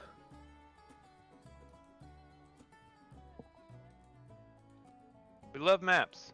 He kind of rolls the map across the table. So this is us here in STEM Garden, of course. The issue is the head is all the way across the pond over here. Now, it's still within the Empire limits, so you don't need to cross any borders, but it is heavily in the swamp, which has its dangers. Which is why I think there should be some muscle brought along as well. And I would prefer that if something were taken and retrieved, that the Empire not know about it. So that is why I also require the work of good old Hunter here to do a little bit of smuggling to bring it back in one piece without the Empire being aware of its existence. As someone not taking a side, Poe, I appreciate this being an under-the-radar thing. I think we can all appreciate secrecy. And honesty. Honesty Yes. is a virtue. Of which I don't get to enjoy that often, unfortunately. It is true. I hope I can enjoy it with you. I brought you two on because you are old friends of mine, and I do trust you. And if you have brought these people on, I trust that you trust them. And so I am calling this a circle of trust. Semicircle, Has a little Poe. a semicircle of trust. So, what do you say? Any questions or any concerns? I say, will you excuse me for a moment? She's gonna, like, motion for Sure, everyone to let her but- slide out. But before you go, just know that I am willing to part with 100 gold for your travels to get this thing, and that's before even knowing what it is. If you bring it back, if it's of any value, I say that we shall sell it together and split the profits evenly 5 ways. As she This could slides potentially be. She slides up from the table. She'll look at Poe. Is that 100 in total or a piece, Poe? Well, I've got not much more than 100 gold on me at the moment, so unfortunately that's all I can give for now. But as I say, if we can sell this thing, if it's worth some value, then I think you would be very handsomely rewarded with, potentially 10 times that amount, maybe. Who knows? I see. It is a gamble for all of us. Well, as I said, if you'll excuse me for a moment, I'll give you an answer momentarily. Just saying, even if it was 25 gold a person, that's still, what was that, nearly a month's wages? Which is For true. what you could probably do in a week. I suppose you can get their answers first, if you will excuse me. As she will step out of scene for a moment. When Audra gets up and leaves, Anwar's like, yes, I have several questions. And he's going to scoot over to her spot, much more interested. Since the moment he said construct, his eyes have been alive with questions. what was the diameter of the thing? When you found it, was there moss growing on it? Which side, which degree was it? Is it the north side was moss? When the metal was you found? And he goes on, like all these like inane questions that. Like, Oh, this is a lot of questions, but I will try to answer as many as I can. This head is quite large, even larger than Audra's. If this was attached to a body, the body would, easily be bigger than her. If it's a part of a totem, then I can't quite say how deep it would go. Who knows how many heads there would be. And I must admit, it could be nothing. It could have been somebody just crafting something. But it's quite strange seeing how it is both metal on top of wood. I've never seen just a casual carving like that. It seems to be. I mean, that's the reason why it's been fixated in my mind ever since I saw it. It is clearly something of importance, if not value.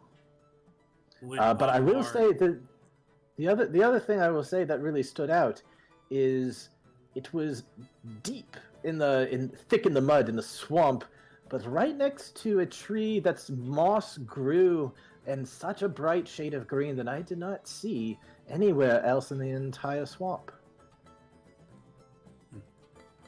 That is very interesting.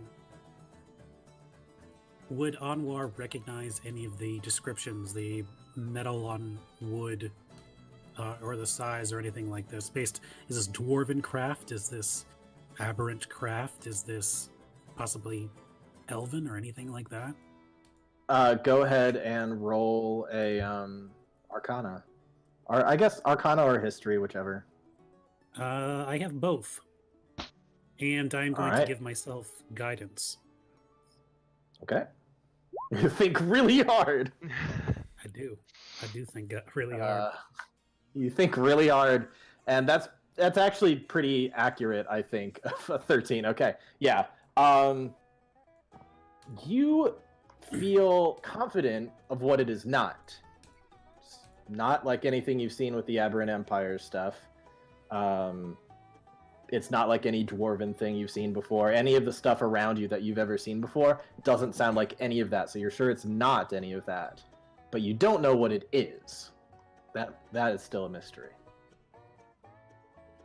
I'm afraid that if you want to know more, you have to get a closer look. I see I have your curiosity. But what about the other side of the table? Hunter, Chimera. What do you say? You know I'm in. Cammy, what do you think? Are you comfortable with this? Cammy. I mean, I don't suppose that there's any real problem with it. I guess I'm mostly curious as to what sort of time frame we're operating under, actually. Oh, well, I mean, the sooner the better, because the sooner we get it, the more options we have. I'm afraid there are other things at play at the moment, so sooner is better. But to be honest, I'm not in a major hurry. If you could have it back by the Mabon, that's a month from today. If you could have it within a month, that would be very appreciative. I would like it sooner, but even if it could be I by... was just wondering if there was a time frame on your offer. I think we can get it with. If there was a time frame, why don't we give it a month? It should, judging by the distance, you could probably do it in a week. I mean, it's up to you. It's. I understand that you have other commitments. You're all working class people, yes. So, and I imagine you will not want to be gone away from your shops for long. But it's completely up to you. I do not want to rush you on this. At the same time, I happened upon it. It looks like it's been there for a very, very long time. However, I will also say that this is just outside a point where a road meets in 3 different directions. All it would take is one person to stop for a piss break in just the right direction. They could find it. Now, it seems like no one's found it for many years, but it could happen any day. I found it. Who's to stop anyone else from finding it? So again, sooner the better, but I don't want to say that there's a an absolute ticking clock on it. Okay. I was just curious, is all. Just need to make sure somebody takes care of things while I'm gone. I understand completely. Other than that, why not? Nothing to lose. Up for a bit of adventure? Can't hurt to stretch the old legs a bit. I guess I should also ask, what matter of what can we say, exotic encounters will we find along the way? I understand you're bringing quite some muscle for this. Well, of course, you're going into the swamp. There's many a danger. I've got to say, I've heard many a story over the years that of things that lurk in the dark and in the wood. But I can say only of what I've seen. I've made this journey a number of times. Hunter, I know that you've not been this way before. You generally just travel north and south. So this might be new to you. But, there's leechers, of course. You must have heard of leechers. They, the ones with just like the little chicken legs and the big mouths with all the teeth that, they grab hold of you real tight. Those comes in swarms. That's really one of the most dangerous things that I've seen. But then, of course, you've got goblins and rumors of witches, and you've got other creatures, alligators, or other crocodiles. I can never remember which they are. So, I mean, it's not dangerous. There's a reason why there's all the stories about, hey, kids, don't go off into the woods. Frankly, it's not wise of any merchant to go through that swamp unprotected, which is exactly why I had Hunter find somebody who can help protect you. It will definitely take some convincing on my side. How can I convince you? What else can I do? Not you. My employers. I will need to convince my employers that this is something I can go and do. Have you considered telling them it's a paying gig? I was planning on leading with that, but here's the deal. If we retrieve this, and I'm allowed to examine it, not just allowed. I am asking you to examine it. I want you to. In fact, if it is fixable, I want you to fix it. I would like to possibly use it for certain proprietary matters.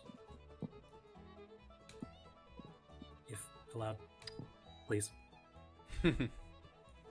As so long as the ownership is split 5 ways. Of course. If you want your 5th to be used for certain purposes, then you do such. But I want to go into this as we are all equals. That I found it, you 4 will each do your part in retrieving it. Does that sound fair? Also? And Audra, you were stepping aside. Yeah, if you want to switch over. Do you want to? Yeah. You want to RP that? Go ahead. Yeah, so she's gonna like so step. Audra stepped away. Yeah, so she's gonna like step back into like the alley behind the tavern, and I imagine when she gets back there, probably the manager is like over by the hunter's like wagon of pumpkins. So she's gonna see that and like turn around. Does Hunter actually have a wagon of pumpkins, or was that just a? I mean, if he was expecting a delivery, I would have been dropping that off too. So he wasn't necessarily expecting it. He was just asking, like, "Hey, you brought me some more of that?" Okay, I might have like a case or 2 in the back that he could sample from. Okay. He well, in that burning case, through yeah. these shipments, I'm gonna have to ask for more money. So she would like see that and then like turn the corner so she could actually have privacy for a moment. Okay. And she's gonna draw up her sister blade, kind of like clutch it and look at it and just like go into her kind of like newbie cleric mode, just kind of like stare at the sword and be like, All right. If you're listening, Anatar, and or if you're somewhere out there and you can hear me, is this something I should do? Will this help me figure out what happened to you? I have not chosen any side in this conflict, and this seems under the radar enough that it's not going to force me to doing so. I just want to make sure taking this job is the right thing. And she's gonna kind of look at the blade and like kind of await for any sort of signal or sign if she's going to get one. Do you have any spell like cast commune or anything like that that gives you like there are some spells that will like give you some answers when you ask questions like that? No, or is this just flavor? This is just her flavor stuff like that. She doesn't have the like. Okay. She's not actually like. She is RP petitioning Onatar, but there's nothing class or like spell wise that I'm casting for this. So it's up to you if you want to do anything with it. But that is what she's going out to do, just to try to seek a little like clarity on it. I will say you clutch onto your sword and you like want there to be some kind of awakening within the blade, like something, but it's just not there. It's just nothing. You're like waiting for an answer and it's just nothing. Okay. So there's like almost a hope, almost an expectation that the sword might awaken, but it just doesn't at this time. Okay. So she like looks at it. She's just gonna just. Well, I suppose it won't hurt one way or the other. And so so as such, then she's going to like just wipe her own hand up the blade, and she's gonna use her just for mechanics' sake, just so I say I've done this for the day. She's gonna wipe her hand up the blade and use her Blessing of the Forge as a cleric. And that is mechanically gonna turn her sword into a +1 thing, but she's gonna like make it glow, and then yeah, so she's just gonna like do that, turn it into a +1 sword, and just take the glow, and as it's glowing, put it back in her what do you call it, sheath, and just yeah, I suppose it won't hurt. And then she'll go back inside to everyone else. I assume the rest of you have already agreed. And, Poe, I will take this job as well.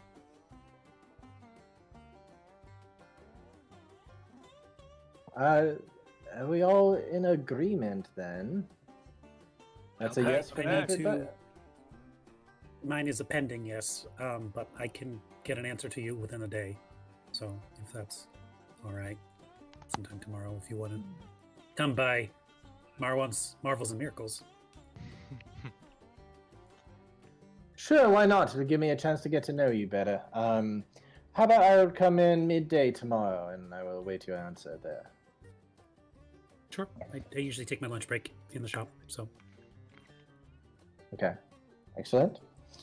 Alrighty then. I will see you then. And, Kamira, I have to say, I am joyed with the chance to work with you. You remind me so much of your daughter. I regret that I cannot have the chance to see you fight in person. Maybe one day I will. Perhaps once I warmed up a little bit.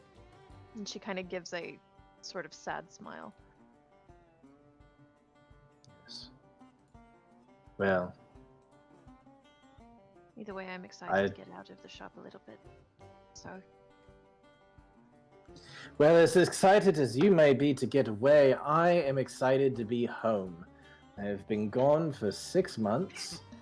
I look forward to a good hearty rest. And in that notion, I bid you good night. I shall be heading to my chamber early. If you need anything, just rap on my chamber door. It was a pleasure to meet you. And he's gonna head up. He's gonna like skirt, and he's gonna go around and leave. Head up the stairs towards the couple bedrooms that there are above the tavern. The second he's gone, Kamira just downs the rest of that drink, just like that was stressful. Just puts it down. Miss Chimera, did you hear that? Your daughter may be alive and with the resistance of all people? Obviously you didn't know about this, right? I knew that. It's very complicated, dear. As far as her livelihood, her being alive, he seemed to not really be totally invested in her death or her missing. So it's interesting, to say the least. She'll offer a forced smile. Otter's gonna look at you, making that forced smile. Chimera, you've lost people then. Haven't we all? In this day and age. I certainly have. My sister. Well, for me it was my children. And this poor fella seems to know a little bit about mine, and I find that just a little concerning. If not interesting, actually. Either way, I think I might bid you all good evening and maybe turn in for the night. Sounds good. Actually, I'll come with you then. If we're all done here, I don't think I need to be here any longer. I need to like do to the walk same and make preparations myself. All right, I guess I'll keep the bar warm. See you all in the morning. I have a feeling you'll keep more than the bar warm, Hunter. That's just a Not hunch. sure what you mean by that. I think what he means by that is you're also going to keep that map warm as he's left it right out on the table Yeah. there for Oh you. shit, pick it up! Pick it up! Oh yeah. I definitely take a couple sips. This isn't and, just a world with maps anywhere. Oh no, this is like there's not many maps around. You gotta hang on to them when Yeah, you like- can keep them. Yeah. We leave the tavern and There's don't no way pick to it up, find 'em. and we never get this This is- screen for the Oh, I'm rest of the adding it to my- campaign. I'm adding it to my inventory right now. Attaboy. This ain't Tale of the Veil. This is a new world. Yep. As Camille stands from the booth before she turns to leave, she'll reach over and kind of like pat Hunter on the cheek. Don't forget to hydrate, dear. Drink a little water before drinks, yeah? 2 and 1, 2 and 1, 2 and 1. I got you. That's a boy. Head on out. It was a pleasure I to meet don't- you, Mr. Hunter. Nice to see you, kid. I suppose we'll be working together, Hunter. Suppose so. We Guess I should shall- stop calling you skyscraper, huh? I don't care what you call me. I All let my right, actions challenge speak for accepted. myself. All right. I like you. Have a good evening. Oh, wait, Snoop! You alright, buddy? Do I need to call Amanda? I choose to believe that's what Hunter does. Yep, been strong today. Cannon. I like to imagine that when she stood up to look to you, she like blocked most of the light that was on you too. Uh-huh. At first, until you actually had to turn, I thought that was in character. I was like, oh no, that actually went down the wrong tube. Why not both? Life imitates art, imitates Yep. life and art. So she's gonna, I assume everybody's gotta make some prep before they go. She'll actually do hers like this evening and just set out tomorrow morning to meet up with Poe. I don't know at what point other people need to make their prep for this adventure, but she will do hers. Nobody meets tonight. you until the end of the week. She sits on a stoop munching on rations for a week. And now I have 3 left. Well, there goes all my rations. Yep. Is there any RP any of you want to do about what you do after you leave the bar? Walk in, we're home. If he needs it, if he needs like, I don't know. I think it's on the way to her house actually. Yeah, I can bring you back over to the. Let's look at the map. Show me Anwar's house. Oh, just kidding. We're nowhere near each other. No. Anwar is way on the other side. I mean, you I can do move like- him around. I do yeah, like I that just- he didn't you check in at home before you went to the tavern, Ryan? When the tavern Yeah. is like on the same block as your shop. Like, wait, let me check Is it? home first. Yeah, it's like right to the left of it. So, wait, let me go home. They come back. It's a small city. It's I know. It was How just life funny. worked before we had cell phones. I know, but it's I can't cross the street. I have to tell my parents first. It's just a funny thing to me spatially. But anyways. No, Anwar's house is over here. The shop is way far away. Yeah. This is Yeah, not- no, but the Right, shop but is the tavern's right right next here. to the Cloverleaf Tavern. Yeah. So it was So funny you to had me run that, all the way over to the other side of town. yeah, to go home Yep. first before you went to the tavern. Yeah.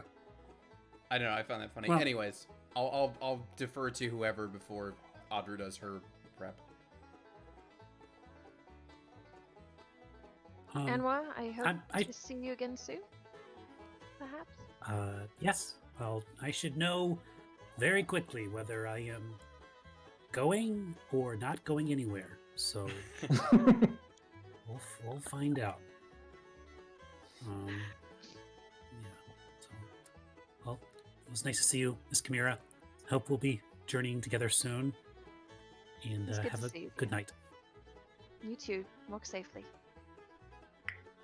And just like, because he's with the generation that was like her kids group, she'll actually like watch him go for a few paces, and then turn and make her way back.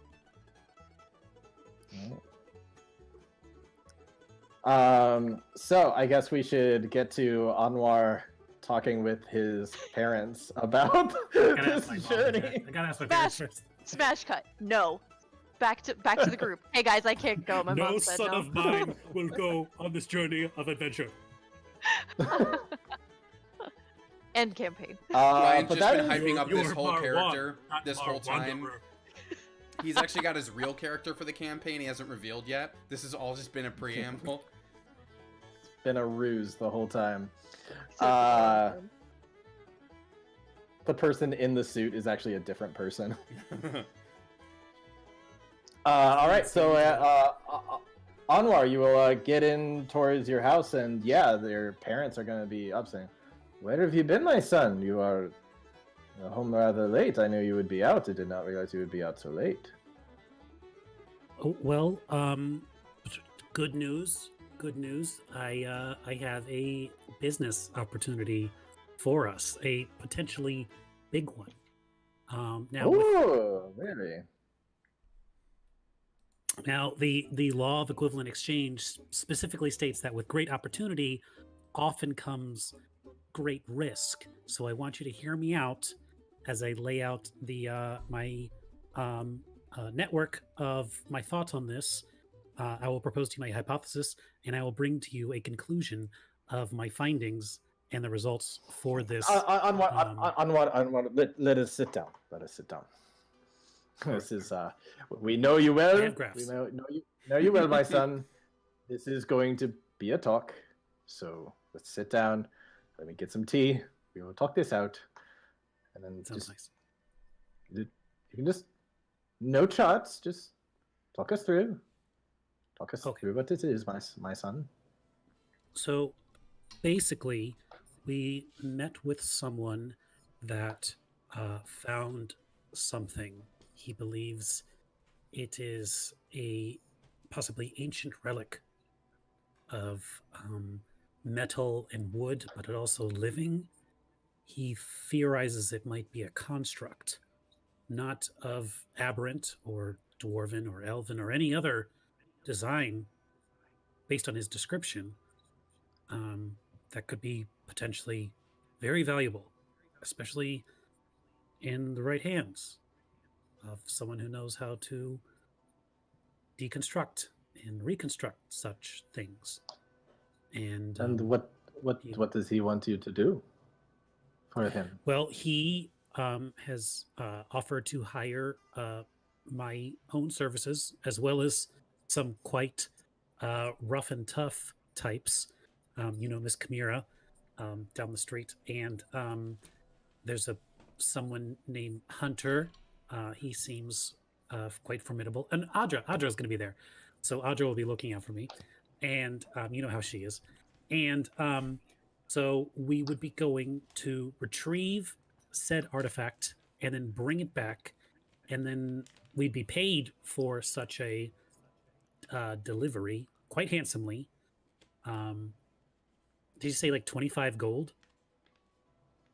100 gold split 4 ways. Yeah, it's 100. That's 25 each at first, maybe more 25 later. gold for just getting it, and then whatever profits that come from either selling it or, you know, reverse engineering it, could be very lucrative. So it could really put, you know,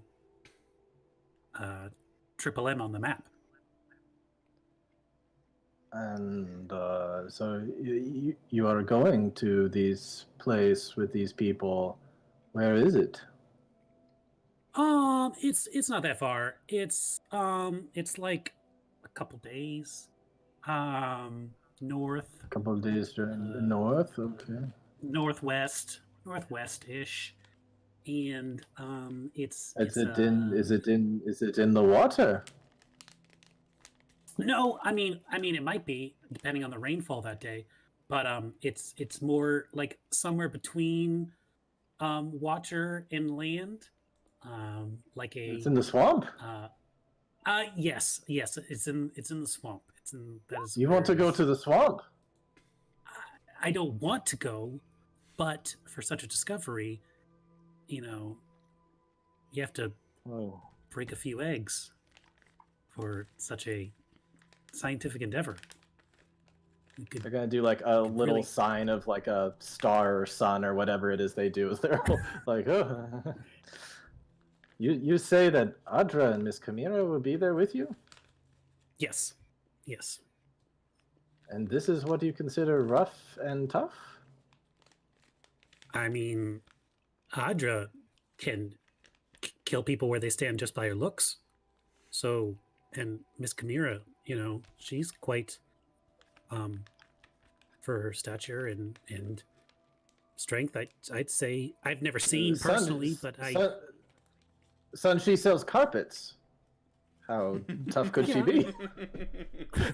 Yeah, but you know, she's a nice lady, and I'm sure she's had to defend herself a time or two, and you know, it's just you know. So, and there's another guy. He's Hunter. You mentioned this Hunter. He's some kind of ranger. I think so. He knows a lot about nature, so I assume he's a ranger of some kind. I didn't see if he had a pet or anything though. But he was nice, and he seemed quite skillful, based on. All right. You know. So you've done a lot of RP for this. Give me a persuasion at advantage. Nat 1. Ryan's got to sit out the rest of the session. Sorry, guys. I can't go adventuring. They wouldn't sign the permission slip. I'm just going to roll it twice.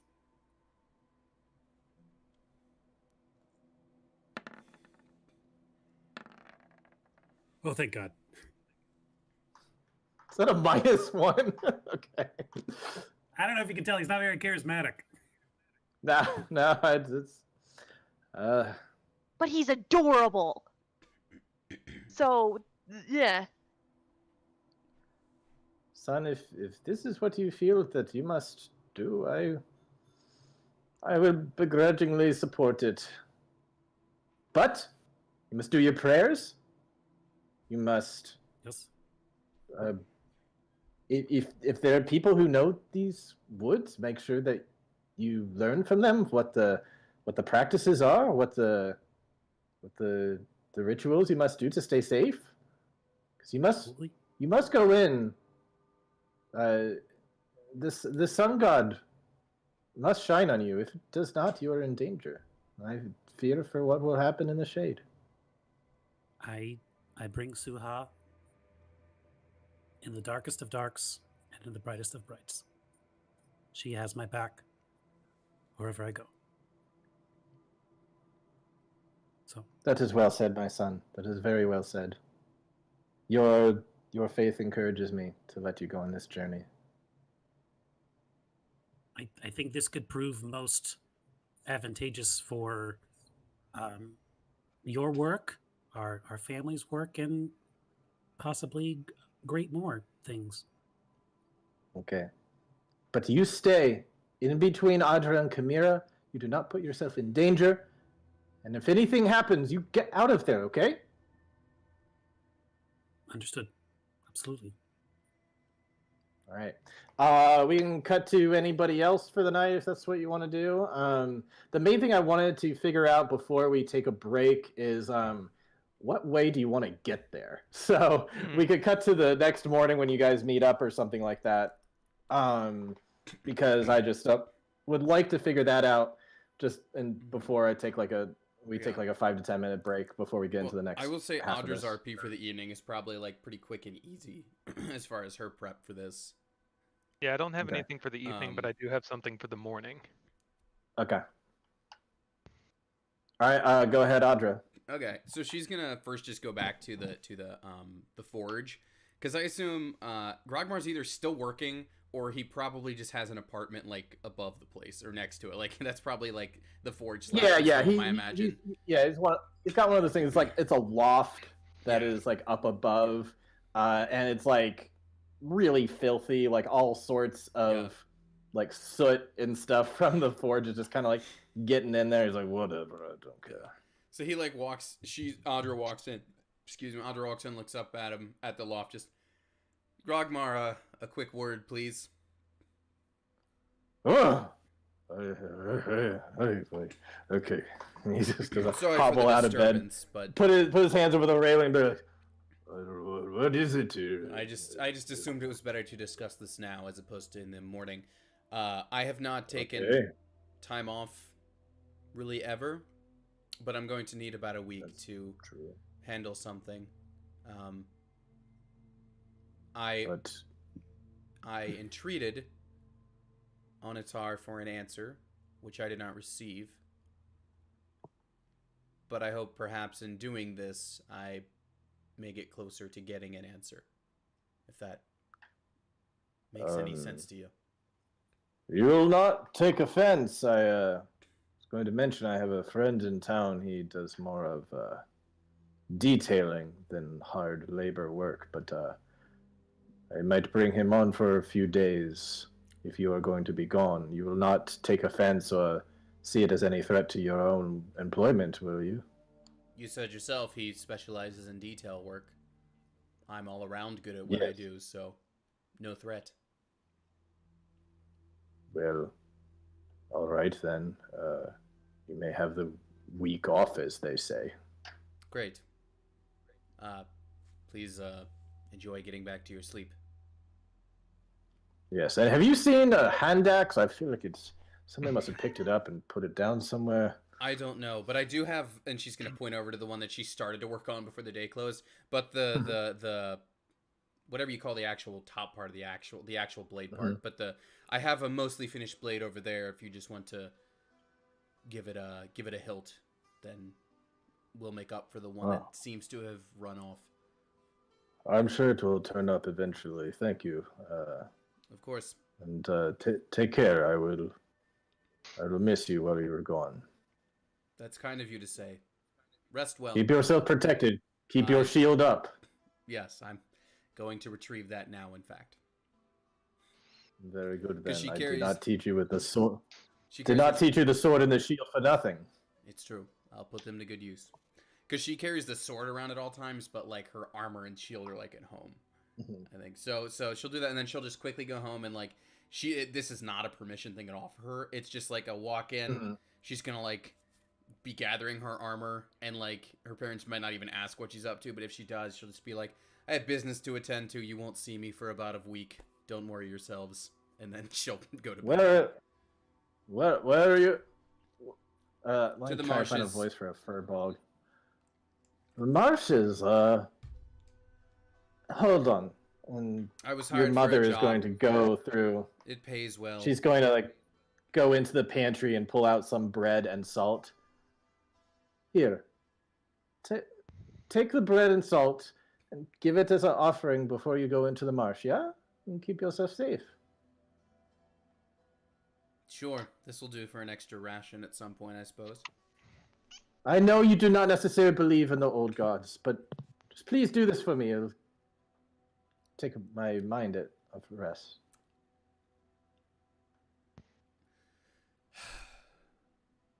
Have a good night, Mother. Don't wait up. I'll get this job done. Your father's just like, I will not wait up. I don't expect you to. Reading the daily scroll. In the background, I will not wait up. It's just her crossing frame in the background, hoisting her armor in one hand and the shield in the other. I don't expect you to. She like goes to her room. Okay.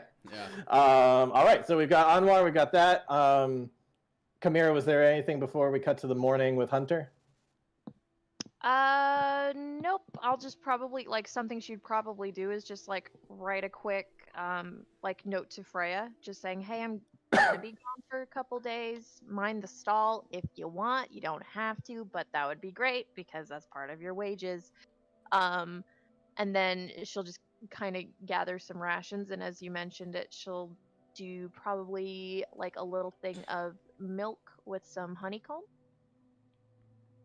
And then she's going to make sure that she has a little bag of tobacco at the ready as well. Ooh.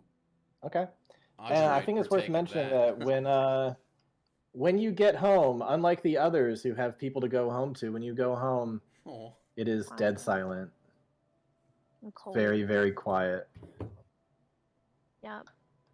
So it's easy to step in, get the fire going, put the kettle on, write that quick little note to Freya saying I'm gonna be gone, because she's probably the only one that would notice. And then yeah, go ahead and get those rations and those little sacrifices and stuff ready for ritual's sake. Alrighty. We will cut to the we will cut to the we will cut to the following morning with Hunter. Sweet. Yeah, would you prefer to do that when we cut back in, or go ahead and do that?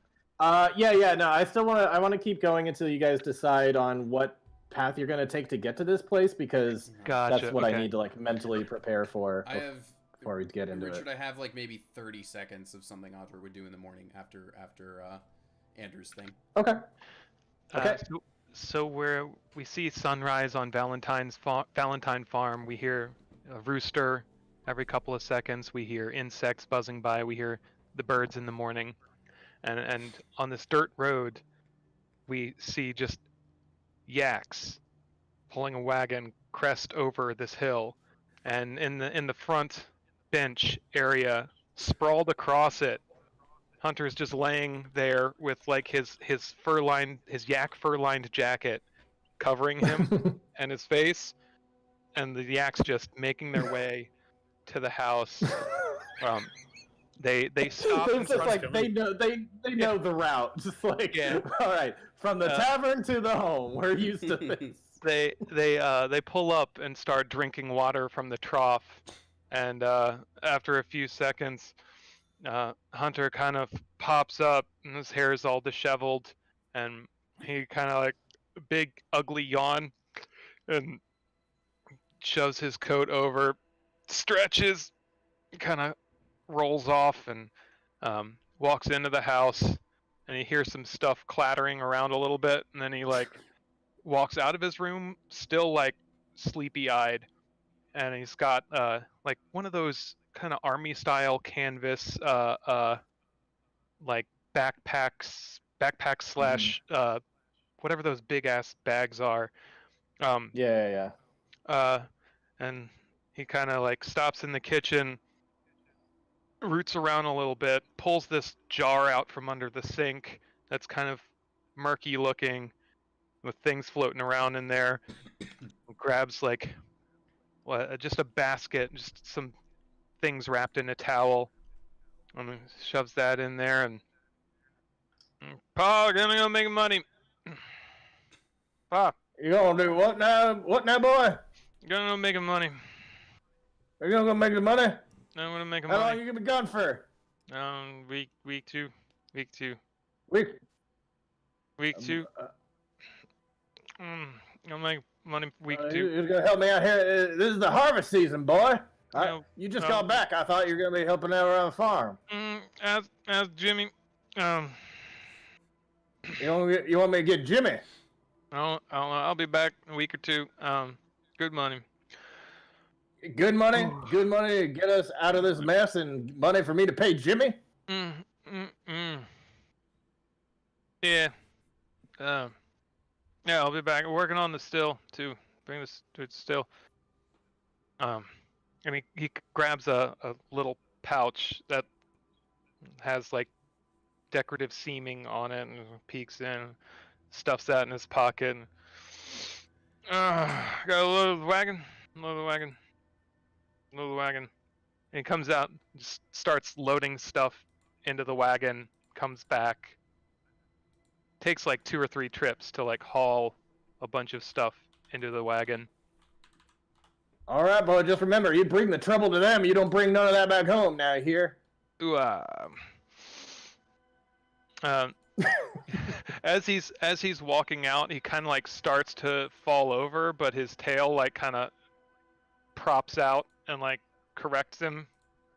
Kind of weakened at I've Bernie. never heard of someone using a tail for that reason before. That's great. And kind of weakened at Bernie's himself back up onto the the wagon, and curls back up and yeah, and the yaks just kind of lackadaisically start walking back out. Bye, Pa.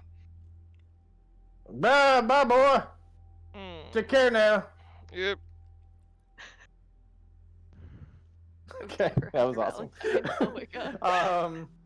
All right, Audra, you had a quick thing? Yeah, just real quick. So when she leaves in the morning, she'll be walking out. She's got her splint armor on, the shield's on her back. She's got, all her stuff. She walks out, and she's going to, like, scoop up the bread and salt that was by the door that her mom left her. So she steps outside, and she's kind of looking at it.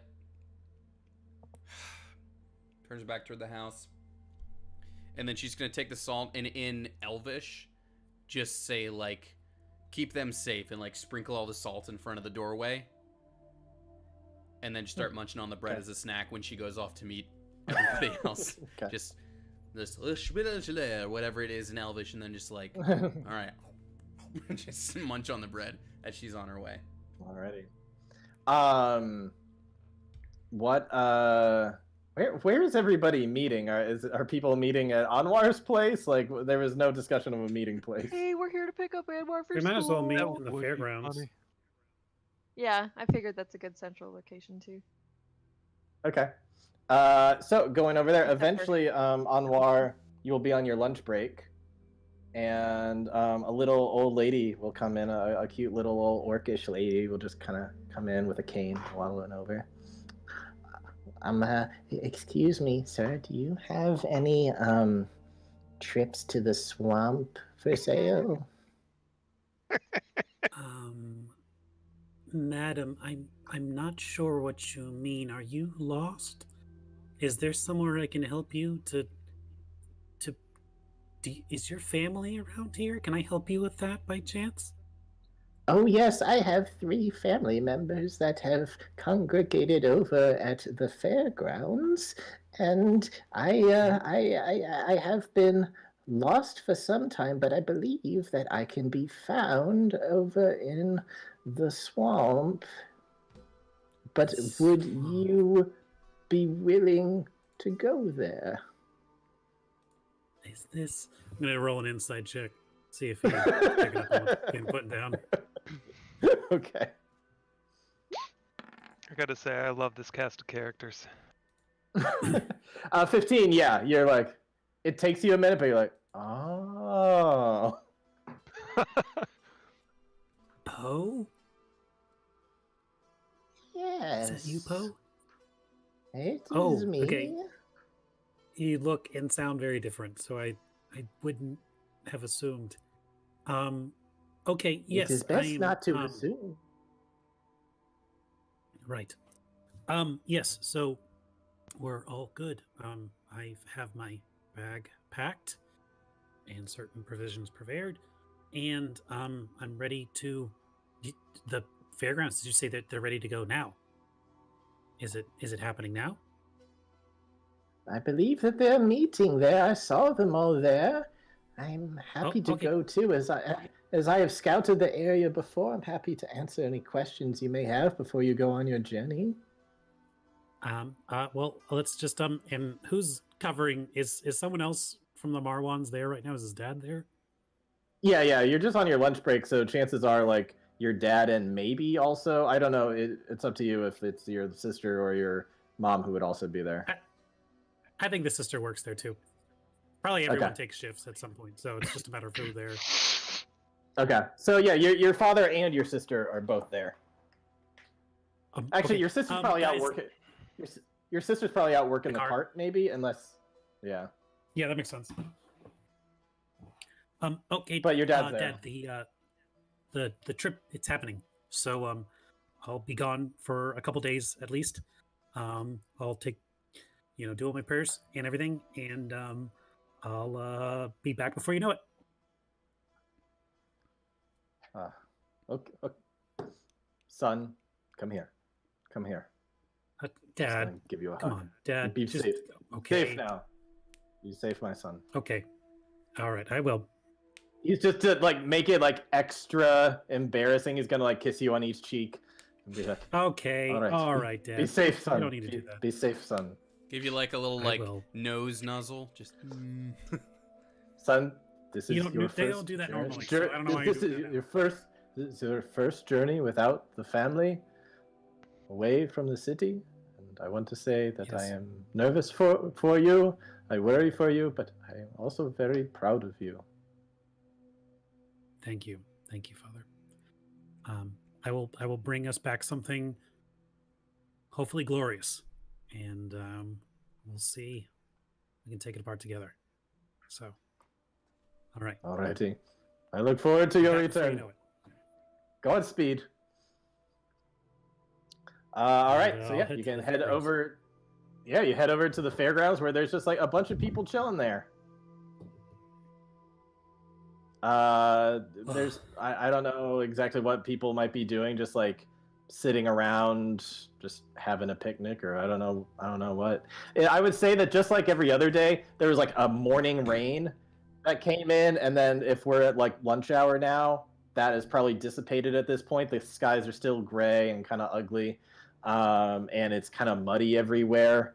But there's like, yeah, frankly, there's not much to do except for I guess maybe there's like a tent with some food. Maybe you could go over a little food stand or something. Looks like Hunter's Chimera's hanging out in probably the back buying of the... like. Yeah, no, go for it. Go for it. You got more Uh, interesting stuff. Hunter's sitting in the back of his wagon, just kind of like snacking on some breakfast and looking a little rough. Kind of waiting. As he's doing that, Audra will probably like just walk up, munching on her own snack. That bread, just like, Hunter.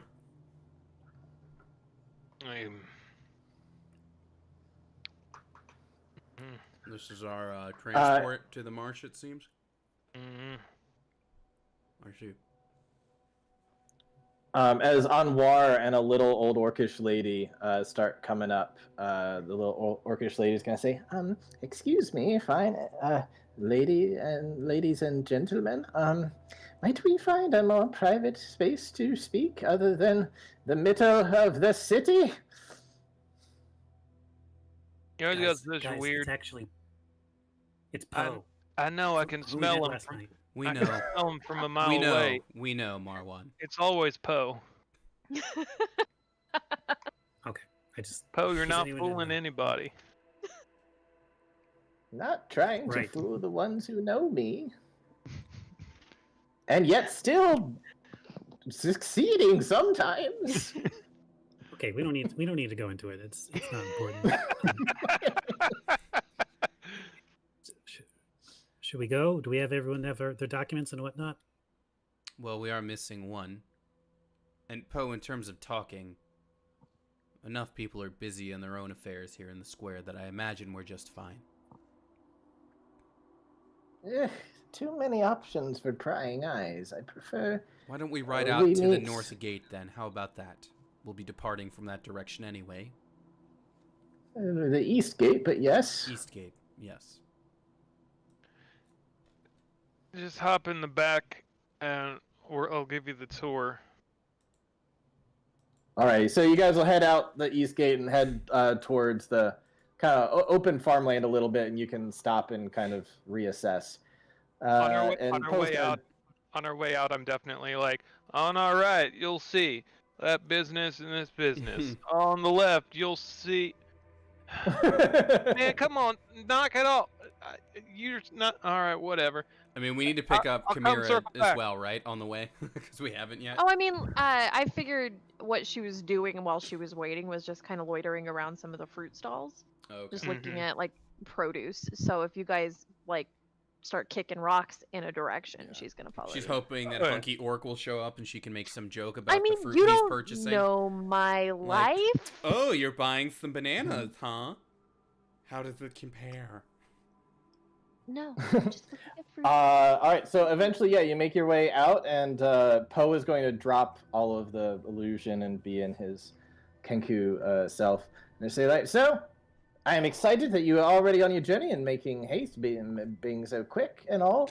But I do have to ask out of curiosity, which way do you intend to go? There's a number of ways to get there. Some are cheaper than others, some are safer than others, some are quicker than others. I will pull out the map that he had. Yeah. Attaboy. Yeah, As that he's was doing a that, good time to bring that out. As he's doing that, Audra will just turn to the rest of them. Well, we have this cart. I assume we could just follow the road with said cart. Yeah, it was kind of the plan. Yes, just so you know, there is well, the road through the swamp, I have to say, is well, this road didn't really exist up until the Empire. The road really only exists for the Empire. Its main purpose is to get to the Watchtower and back. So that is certainly a way that you can go, and it should be more protected than just venturing on your own through the wood. Just be aware that you will probably see stationed, Imperial guards along the way. So, but as long as you are, posing as merchants or whatever you are, they should probably not give you too much trouble. And I believe, I'm not sure about Hunter, but the rest of you seem like you're city residents, so you should have your cars that you use to get in and out of the gate, and that should be good enough as identification for them. If you choose to go that way, you will have to get a ferry, and that ferry is strictly run by the military. But I've crossed it before. It's Uncle Squid wants his cut. That's really what it boils down to. They will see that you have goods. Hunter, I assume that you are going to be doing some form of tucking away in your little secret compartment, and you'll have other things available up top for them to believe that you are attempting to sell. Yeah, I'll make things. Yeah, I'll keep them busy. Alrighty. Do we know who's on shift? Guard rounds and all that. Oh, not this way. Unfortunately, we don't have the same connections that we do heading north. That's why we go north usually. I mean, I guess we could go north and circle back, but that's a hell of a ride. That'd be a very hell of a ride. It'd be much longer.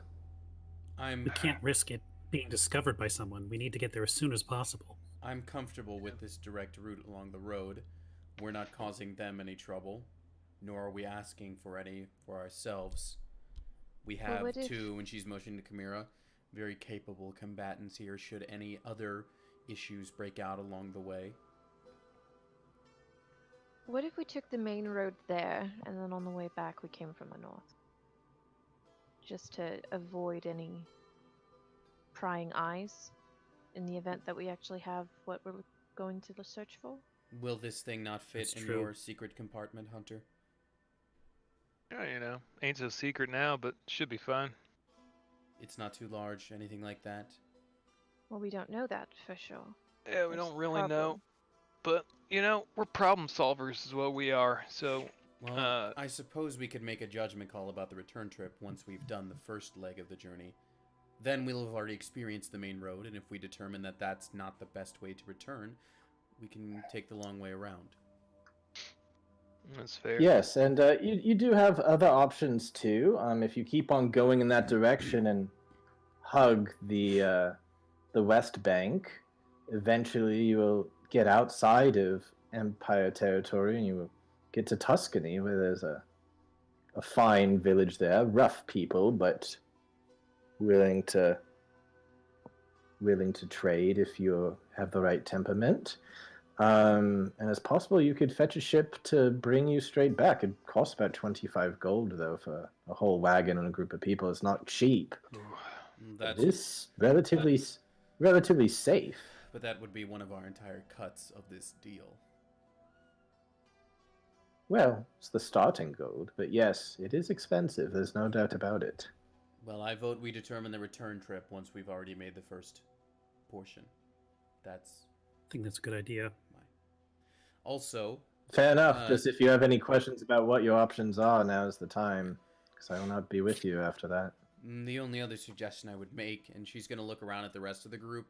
So she's got splint armor. I guess is Anwar just unarmored unless he puts on his Iron Man suit?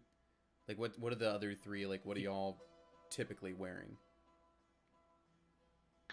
I've got some leather armor kind of in the back of the wagon. Okay. It's Because nothing like I'm fancy. just straight up wearing my splint armor, which like could catch a weird eye on the road, but she has a thing for that. But Sid, what's Kamira I don't- really wear? If you're going through the wood, I do not think they would begrudge people to hire protection. It's certainly a common thing that merchants would hire protection as they go through the wood. It is a dangerous place. It's true, but What they might ask more about is, where are you going? Where are you intending to go? I got that Who covered. are you All right, so you've got an idea who you're intending to sell your goods to. As long as you've got that covered, then that should be one of the most important parts. Well, I think I got something for this. I still feel it's Alrighty better to then. be safe than sorry. And she's gonna pull out. She has a set of robes, that she's gonna Mhm. drape like over her armor. Very well, if that's what you wish, if that makes you comfortable.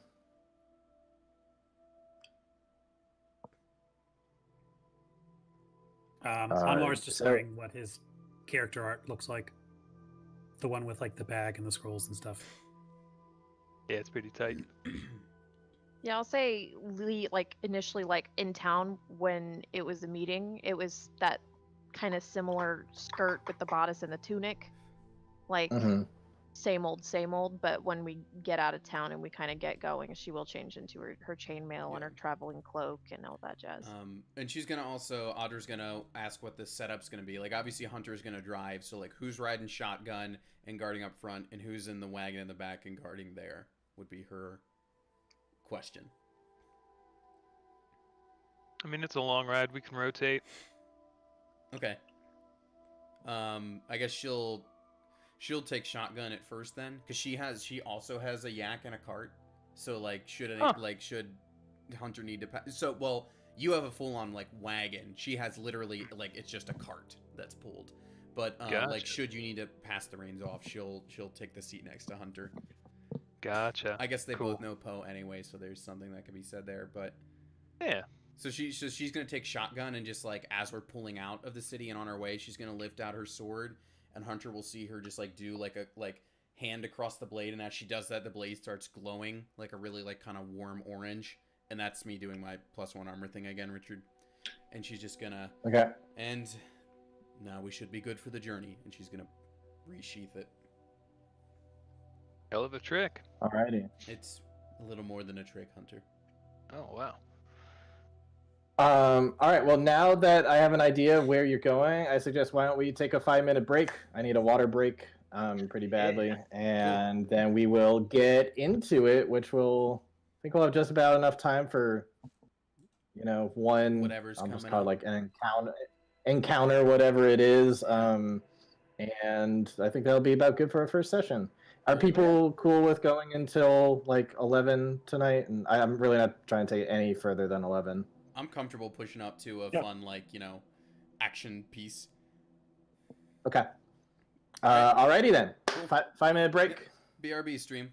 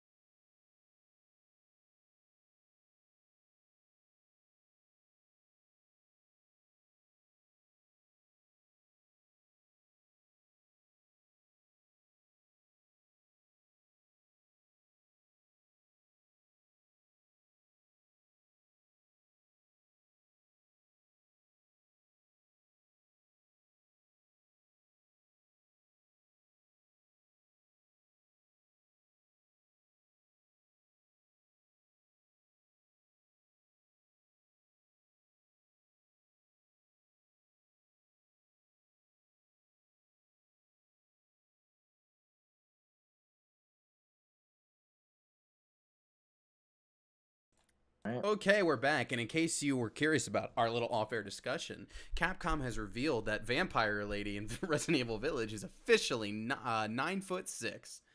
So, you know, all you kinks out there, Not quite. there you go. Not quite tall enough for my taste, but it's close enough. It's not quite 10 feet. I was But gonna say, Getting there, though. you want an even 10? Maybe if you Yeah. put on heels.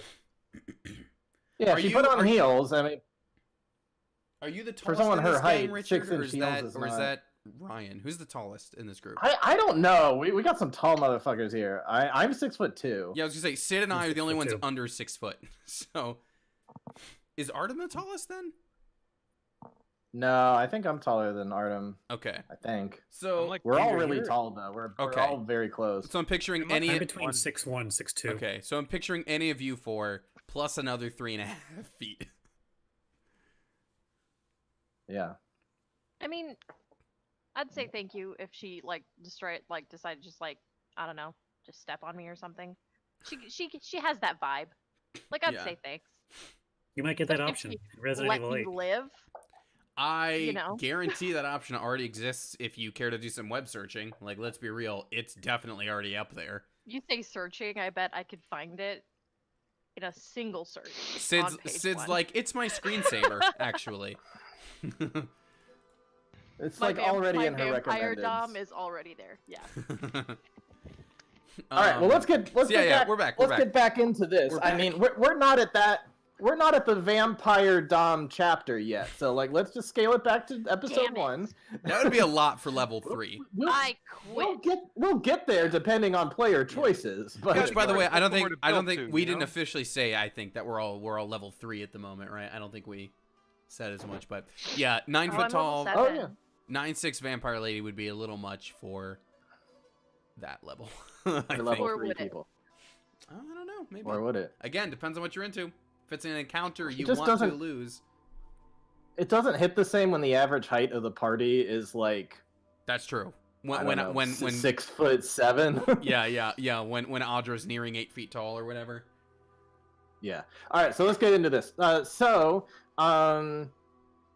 Just by the general rules, as long as you're following the road, yes, it's kind of swampy and there are some difficult spots, but overall, I'm just gonna say that you can get kind of our standard, which is not quite the rules, but kind of what our house rule has been. It's getting around 50 feet on Yak Back. Back. Yak Back. Just for anybody who's watching, just so you know, in this world, there are no horses. People ride other things. And in this area, people like to ride yaks. So in any case, there's a little tent that symbolizes a military fort, and that's about as far as you can get in one day. So that's something for you guys to decide maybe later. Is okay, where are you going to camp? Are you just going to camp out in the woods? Or are you going to try to pay for some safety from the Empire in a military camp? What are you going to try to do there? But before you get there, about halfway through your journey, you are going to get what we'll say, it's very uneventful as you're just kind of crossing. You just keep on following the river. It's fairly peaceful and everything. And eventually you'll find a point where you can cross the river, where it kind of narrows for a bit. There's a bridge, and then you can cross over that and head over. And then you start getting into the swamp. Is there anything that, as you approach the swamp, is there anything that any of you do to prepare for what may lie ahead? You said we did make a camp for the night, so it is a new day. No, I was saying if you were heading out, by the end of the day, you could get to where there is that little tent on the map. Oh, okay. So this is still way earlier in the day when you guys are just crossing into the swamp. Oh, there's got it. I know as we start It- entering the swamp, Oh, I I'm see. gonna Sorry, I misunderstood where the swamp was. Okay, yeah, no, sorry. The swamp starts very shortly Yeah. after crossing the river. Gotcha, Swamp gotcha. starts pretty much right after that. I know I'm gonna be once we start approaching the swamp area. I'm gonna pull out that little pouch and kind of tap some ashes into my hands, and just kind of Uh-huh. work them into my hands, and then Okay. slide that jar just kind of under my feet. The jar Okay. that I took from the from home. Weirdly specific Mhm. question. Does this Yeah. wagon, is it a 2-wheeled wagon or 4? Oh, 4. Yeah. Yeah, Okay. 4. This is like this is not like the cart that you have at home. This is Okay. a full four-wheeled. Okay. I assume that you've fixed the wheel since. I'm Yeah, I had to asking replace it. because Audra actually has two 10-foot long chains, and I was like, should we need like more traction? Like she could, like wind those around 2 of the wheels at least. But if that's hasn't been an issue yet, that's just something she would probably just make that suggestion, like noticing the change in terrain, just point out like, hey, if we need it, I can help us out. Yeah, I would say making pace, and given that you're like a forge cleric and you've got kind of that in mind, to keep that, like, I think that helps us solidify that, like, 50-mile pace or whatever, to be like, oh, here, let me stop and do this real to quick get through so the we can, terrain nicely. like, we don't get stuck in the mud nearly so much. I think Actually, it's a good call. technically, I could do a little cool thing while we're on our ride and make 4 chains and make it, and get all 4 wheels if we want. If I just look up the cost of a chain in 5e. Not much. Your channel divinity is what you're talking about? Yeah, because I can literally, if we have the value, I don't know how much you would charge for 2 10-foot long chains, Richard, but we can talk about it later. We Okay. can just say you do it for now, and we'll figure that out later. So then I will say, like, so she would fasten the 2 chains she has, and then whatever the monetary value is, she would be taking. So what she can do is, I think it takes an hour, but she can take basically the monetary value of those 2 chains. And I keep thinking of the rapper every time I say it. But she can use her channel divinity here and literally I think it's like over the course of an hour, literally turn that money into 2 other chains, and so that all 4 wagon wheels can be given that traction. All right, yeah, the blessing of Onatar, just like as you're doing that, it just almost like a miracle, it just happens. Throughout this ritual.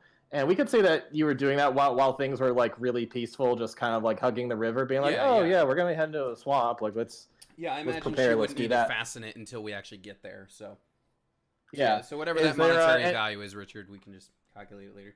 Sure. Is there any other fluff or flavor, any RP that anybody wants to do before crossing into we got Sydney's got her hand up. Before we enter the swamp, like right at like the point where it starts to get like kind of mucky and marshy and everything like that, Kamira reaches into her bag and she pulls out a single hard-boiled egg that has been tinted sky blue, and she'll like put it on, like, I don't know, like a tree stump or a rock, just kind of somewhere out in the open. And she'll like just kind of bow her head for a moment, and then lifts it. And when she does, she's already reaching into her bag, and she's taking like a pinch of the tobacco. And if there's like, I don't know, a pond or water, she'll toss that in as well. Okay. Does anybody have any reaction to her doing this, or are they just kind of letting her do her thing? That's probably when Audra is doing her chain thing anyway, so she's probably not paying attention. She's just fastening those, Okay. So Audra wouldn't even notice. Your eggs. Miss Kamira, Darling. can I ask what you're doing with I assume your breakfast? Look, I know it's silly. Okay. I know that the stories, I'm aware of this. I would like to... My parents told me stories about these gods that live in the woods and the swamps and everywhere. And they mentioned that I make offerings to them for safe travel. That's and not I've... silly at all. I mean, it's... When you've... Things happen either way, kind of. Mostly. Sometimes. I don't want to chance it, though. Is the But problem. wouldn't you rather have the gods on your side than not have them on your side? Oh, obviously, yes. And I have something for the Fae a little further in. So, just to cover the bases. Do you think we'll be encountering Fae today? I don't know, the Fae are just everywhere and they're rude. They're lovely. Yes. Hey, what'd you They're say about quite me, nice. buddy? They, according to my Faye will father, they remember are that. a Dog force song to be starts reckoned playing. with, and I do not wish to chance it. It's just That's a little good. milk and honey. Well, good. All right. Don't make fun of me, young man, I swear. I would not dream of it. Insight Um, check. I make my prayers to the sun goddess every morning and every night to make sure that Really? her light always finds me. Then I will involve her in my prayers moving forward for you. Sure. Happy to. Very well. All Also, right. for the note though, Uh, that Tabasco, it's for the Cajun god. The Oh, thank you, tobacco ma'am, thing for your is like actually a offering there. thing for like things in swamps. I Huh. just learned 20 minutes ago. Anyway. Oh, thank you for your offering, ma'am, of my swamp. You go on through, and them gators ain't gonna bother you none. Oh no. All right, You worship the god Popeye, patron saint of delicious fried meals. A couple hours into your journey into the swamp, it seems like so far your offerings have worked. You have Yeah. not encountered any, treacherous animals or monstrosities or fae or anything like that. The biggest stakes that you come across so far are you get to a point that is like an especially wet part of the swamp, and the only thing that's really bridging across are like some logs, some old like 2x4s. Some of the logs look clearly cut and put there to kind of like act as a bridge. They're not like tied together or anything. They're just kind of like they're placed in there. And then there's also just some fallen trees and other stuff. It's a very makeshift bridge, just because it's a especially wet area. But when you start to cross this narrow area, you see on the far side on the other end, you see four. Hunter, you'll be the first one to see this because you have the highest passive perception, and you're just riding. You're driving the cart, and you're just kind of being very aware of such things.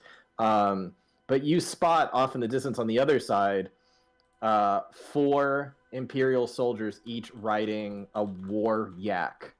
And they are also approaching in this kind of narrow bridge thing. So right now the biggest stakes seem to be pride.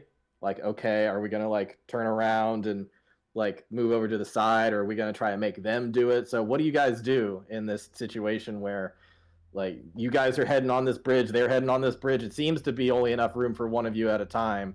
What are you gonna do? I'll pull over and wait. I don't need that kind of smoke. So I'll pull over and kind of kick my feet up and. Yeah, so you pull over. Do you try to find like a drier patch, or you just go right into the water? I think if I can stop before we start crossing, that'd be great. But if not, I'd like to look for a drier spot so we don't get stuck in. Don't Okay. forget to give them the wave. Yeah, so they will come marching along, and they'll just look at you like, okay, good to see you all. And as they are marching along, they're gonna start to perk up. Like their yaks are gonna start to perk up. Your yaks start to perk up, and they're gonna be like, "Wait, you all hear that?" Make a perception check, everyone. Oh no. Oh no, I'm Okay. shit. By the way, Richard, I was double checking. To do the chain thing, that would technically be 10 pieces of gold, 5 each. So if you want to just say I could only, like, I just took the 2 I had and just chained the rear or the rear or front wheels as opposed to doing the other ones, that's fine. I don't know how much, like, funding we actually have on us at the moment. We could say that of the 25 gold each, Poe would have given you 10 gold each to start off with for spending money. So 10 gold would be exactly what you would need to do that if that's what you want to do. Okay. Yeah, I mean, because that's still, like, I'm still left. I still get 2 more chains after the journey, so. Yeah, they don't. Yeah, they don't go away. They are. No, it's forged. permanent transformation. Yeah. Oh, wait, we get 10 gold. Well, yeah. Let's say each of you gets 10 gold of the 25 each. Each of you gets 10 gold to start. Hell, mine's I'm rich. Mine's gone after that ritual, but we have 2 pretty gold chains now, though. Cool. All right, so we got a 9, we got a 19. Anybody else want to give a perception? 17. So well already. 17. Okay. Wait, did I not roll mine? No, you I guys, did. There it is. 14. They're further up. Yeah, my bad. Because I didn't roll it from my don't- sheet. That's why I didn't see it. I only see chimeras and hunters. Oh wow. I have a 14. Oh, yours is. Oh wow, all the way up there. Okay. Wait, Sydney, did you use a luck? Yes, I used a luck. I only rolled a 3, and then I rolled a 9. On perception? So it did Okay. nothing. Look, Are you doing the that's, voice of that? Is that Jackery's voice again Look, for a second? there? Tony's over here being like, I'm gonna do this, and I'm gonna do this. I'm gonna use my fucking luck. Ah, All right. Well, it unfortunately didn't help. I know. Well, in any case, Hunter and Anwar, you were definitely the first to pick up on this. Off in the distance, at first you just hear a clamoring. It almost sounds like a whole bunch of fish jumping through the water. You just hear like a but Hunter and Anwar, you were the first to look over and see there is a swarm of these leechers. There's got to be at least 10 of them, probably more. Just these weird chicken-like things with no feathers or anything, just big gaping mouths. Each of them are probably like the size of dogs. And they are heading straight towards all you. We talking Chihuahuas or like soldiers. German Shepherds? No, like mid-sized dogs. These things are technically small, but they are, sizable enough that they can latch hold of your leg pretty easily. Ugh. So in any case, let's get some initiative going because you gotta react. You gotta react to these things. I'm sorry, what do you want me to do? I would initiative. Roll for initiative. I refuse to roll for initiative because I would rather yeet for initiative. That's What beautiful. does that even mean? Yeet. Go ahead and yeet for initiative. You can yeet those dice. By rolling a die. Yeet! Oh man, fucking traitor. Remember, it's yeet or get yoked. Yeet or get yote. I Man, yachted. you guys are 6. rolling great today.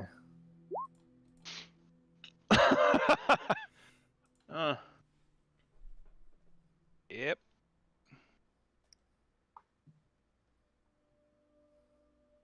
Yep. Well, the soldiers are gonna go before you. That's Good cool. news They're is, strong soldiers. They should be dealing with this. Anyway. I was gonna say, the good news is you're not fighting against each other. Yeah. Yet. Okay. Anwar has a +1, so Anwar will be going first before Chimera. Can we just roll on and let the soldiers fight them on their own? I mean, Well, you all have fun maybe. over there. We have business. Wait, no, help Yeah. us! Ow! Alrighty. Sorry, just 1 second. If anybody wants to put in some battle music, you can go ahead and do that. Another thing to be aware of, though, these things are like potentially they could go after all the yaks too. It's not just you guys. Mm. Okay. 13. And these guys got a 15. Okay. So all these leechers are going to go first, and they're going to use their turn to charge towards you all. Let me just come on. Add one of these guys to the turn. Anyways, they spend their first turn just moving. Let me put you over to a screen though, so you can see. Wow. Here we go. Alrighty.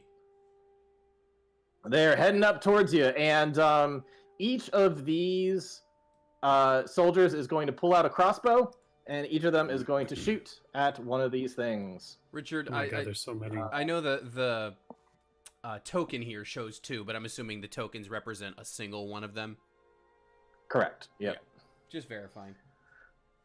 Yep. Wow. Okay. Let me see the AC of these guys, because they all rolled Why does it terribly. look like our cart's being pulled by like polar bears?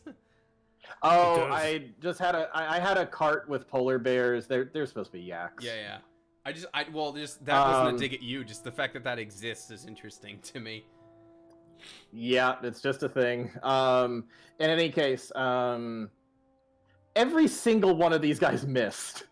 They all bring out their crossbows and like, oh shit, and they just start shooting, and they're just shooting kind of frantically, and they don't hit a single one of them.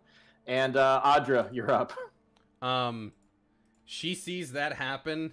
She's just gonna laugh to herself and pull up her own crossbow and take a shot at the closest one. All right. First combat roll of the campaign too. Let's see what happens. First combat roll. Well, No, you too. You're like, oh, come on, I can get it. You fire, and the little chicken guy just like hops up, and they're like, oh shit, these guys can move. They have a higher AC than you think. she's just gonna sigh and just put it back on her back and ready her sword and shield instead. All right, is that the rest of your turn? Yeah. Yeah. Okay, we'll say that it's a bonus action to ready your sword and shield after that. Okay. I mean, I don't on- technically need to do that on this round. She will switch Yeah. to that next time. Okay. Anwar, technically you're not in your armor, but I just have your armor token there. But in any case, Yeah. what do you do? Yeah, I see that. Anwar eyes the guards and kind of keeps his bag close by, but doesn't reach and pull anything from it for now. Let's see, how far away are these guys? Oh, 30 feet. I think that is close enough. Let's see, range up to 30 feet. So Anwar, seeing everyone, he was planning on letting the action ladies handle this, but seeing as everyone has decided to miss, Anwar's like, okay. Literally everyone so far has missed. All right. Let's, just like we practiced. And in his hand, he's going to start swirling together, and a little wisp of fire and smoke is going to crackle to life. And then quickly, there's going to be a small ball of flame. He's going to be like, all right, here we go. And he's going to chuck it at I think the closest one. Okay. Right there. Yep, the closest one is 30 feet. What spell are you doing? This is produce flame. All right. Go ahead and roll for that.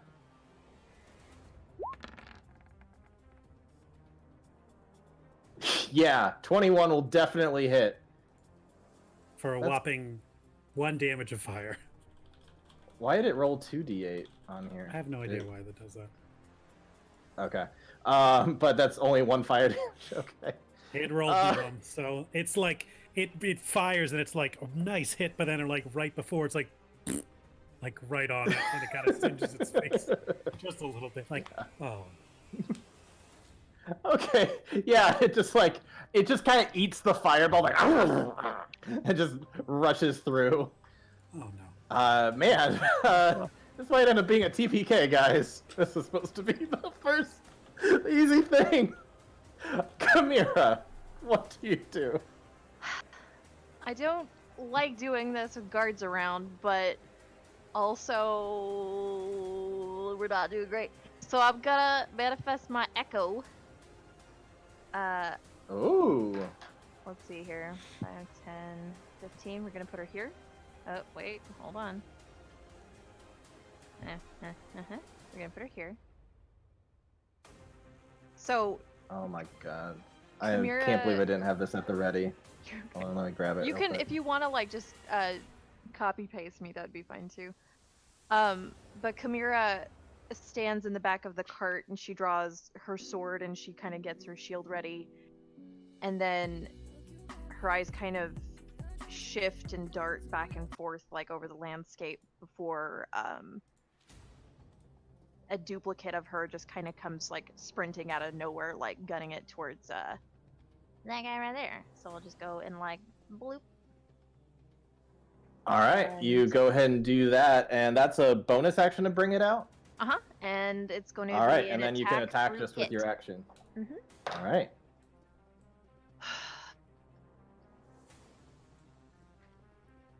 Please. Okay.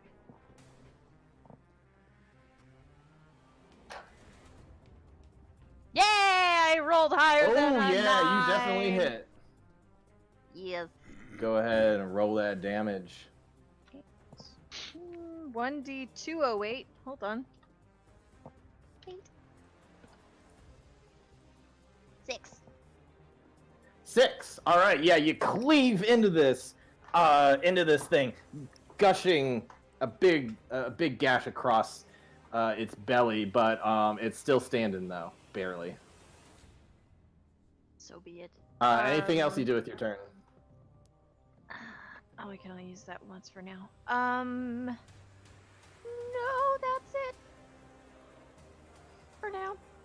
We'll let her take on whatever she wants to take on out there for the time being. Okay. Hunter, get us out of Alrighty, here, please. Hunter, what do you do? I'm gonna kind of nudge the yaks to start just gunning it. They're gonna start running move speed 40, so kind of hitting this trajectory, dry land. Okay. So if you're just gonna trudge through the. I would say trudging through the water. It's going to be half speed. Okay, like I'd like to stick, I guess, as much to this as possible. If I have to, I would just say some of it is gonna be reduced because you have to get around. There's like bushes and thorny stuff around. Like it's part of the point here was that it is there was really only enough clear stuff for one of you at a time. And I will say, if we want to accidentally nudge or make the yaks uncomfortable, so maybe the guards fall off of, 1 or 2 guards fall off, and are, I don't want to say bait, because that kind of dehumanizes them, but bait for these little toothy chode monsters. I'm cool with that. And then while they're running, so you're gonna rub up against them real close then. Close shave, nice close shave. While we're doing that, I'm gonna go ahead and shoot my short bow at. Because it's rough terrain, I'll say that you end up about here, but you do kind of hit that one guy off at the side. So I'm gonna need opposed checks for the yaks. So your yak just has a standard riding horse. I'd like to roll animal handling, if I may. Okay. All right. All right. I'm gonna make them do a strength saving throw real quick. Nice. Ties. Let's roll again. Ooh.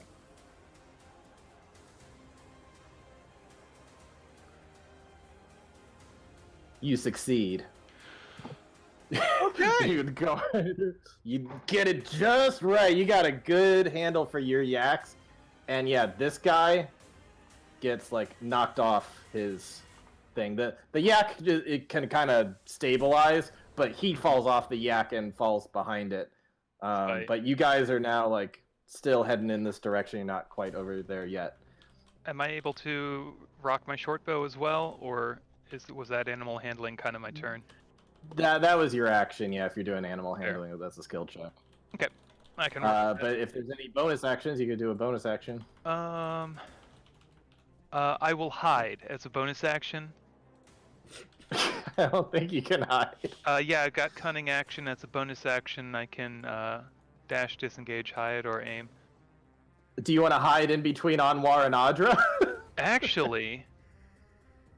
Actually, I would like to use my bonus action to aim. So next round, I get advantage on my shot, if that's cool. Is that a scout thing? Having aim? Yeah, I can use aim. Well, it's as my actually cunning just action. a new rogue thing. You're not supposed to do any really? movement, but you are on a thing, so I'll He is allow it. moving the cart, though. He's using his movement for the cart. Oh yeah, you are kind of steering the cart as well, so I'd probably say you can't do that for. That is fair. I think it's supposed to be you're like totally motionless, just like, Well, Getting ready to aim I something. guess I'm just being a smartass then. I will just be a smartass. Alrighty. Well, you've effectively pissed off the soldiers now. What- Could I use my bonus action to yell at them like, "Oh, help, help!" and kind of play the make a deception check. All right. Oh, are you kidding me? I come off as sarcastic. Oh. Yep. They're Or just I like, start laughing. fuck you. You say, help, help, Fuck that's you. you. Help! Ooh. 1, 2, 3, 4. It's like they're doing a little Oh, Lord. synchronized swim. Ooh. Death. Can I use a reaction? Not that Hell it's yeah, gonna you can. matter. Oh, attack with the ghost? So, yeah. I forgot where absolutely to go. do that. Where the fuck did it go? When a creature you can see within 5 feet of your echo moves at least 5 feet away from it, you can use reaction as an attack op. Yeah, so you got one slice on it, it just continues running, so you can turn around with the echo and slice it from the back, see if you can finish it off.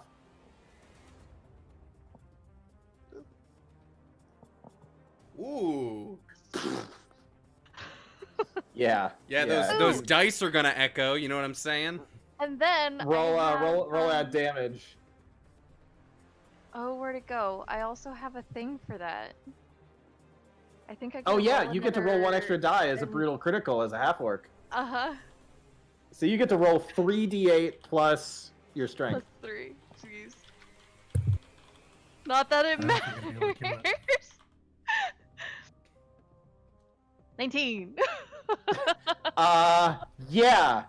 You do a total Witcher move where like at first you just do the slice that like cuts it somewhat open, and then you'd spin around on the other side, just cut it completely in half. And it just goes like twirling. So let's get this straight. There was one that was already like limping and slowly moving, like bleeding out. It already had a cut. And then Chimera goes full Skyrim cutscene kill.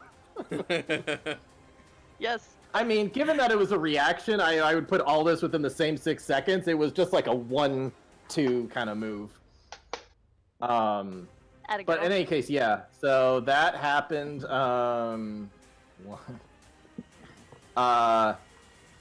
These guys are going to descend. Well, he's not. He's gonna just keep on going. But these. Oops, that's supposed to be one there. A bunch of these guys are just going to swarm the Echo, and Sure. your Echo's AC is like 16 or something, right? Yeah. Doesn't it have like one hit point? They swarm, and your Echo's just freaking on fire, and like even with the Echo's shield, blocks any of their attacks. None of them get your Echo, and it's still Holy standing. shit. Yeah. Nice. Okay, cool. Echo Fighter's pretty dope. One of Sid, these, I gotta say. one of these, I think I said these guys were going to. Okay, so there's only one that gets a chance. Is going to leap in the air and try to get at Audra. Okay. Where the fuck did my brutal critical go? I take it a 15 will not hit you. You're pretty tanky right now. No, I have 19 AC. Yeah, it just it like jumps up and you just kind of clang it off with your shield. And then a bunch of these others are going to catch up with their dash, but they are not going to be able to attack on this round. But they are starting to swarm all of you. Here. All right, that is their turn. The soldiers now. I guess this guy is going to use his move to get back up on his yak. He's like, "Oh shit, I'm off my yak," and he quickly bounces up. The last place he wants to be is prone on the ground with these leechers. So he's gonna That's where I jump want back him. up onto his yak. These guys are kind of gonna move out of the way. Start heading over this way. And then they will fire off their crossbows again. These guys are going to kind of stay hidden behind for a second. Maybe they will venture off a little further back this way. But they're all going to fire their crossbows. And only one is going to hit. This guy in the front will shoot at one of these guys. Empire. Yeah, they are. They'd be a great empire if they could roll above a 5 today, but just nope. They really not are these like guys. they're like the Star Wars Empire. They're Yeah. stormtroopers. Yeah. They're really not meant to be, but that sure is how they're going this time. All right, so that's gonna be.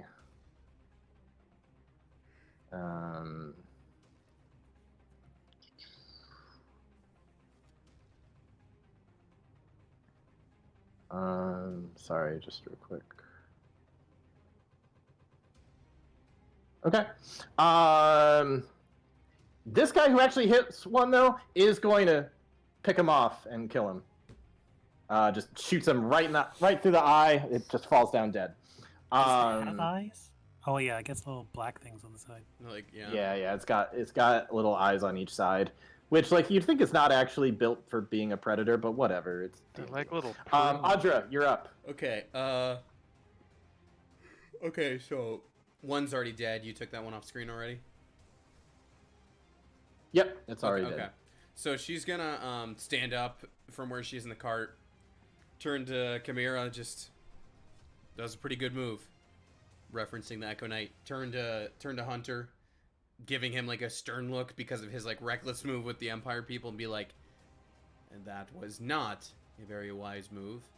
Nonetheless, and she's gonna like let her robes fall off as she just leaps with her armor off the cart to attack this one in the front. Oh shit. All right, yeah, you leap off the cart. Yeah. Go ahead and roll your She's attack. going in. Hey. That will hit. Yeah. All right. So I'm going to cut into it with my sword. 8 damage. And 8 damage. Yeah, you. Oh, go ahead. I was going to say, and bonus action Shieldmaster Shove. Okay.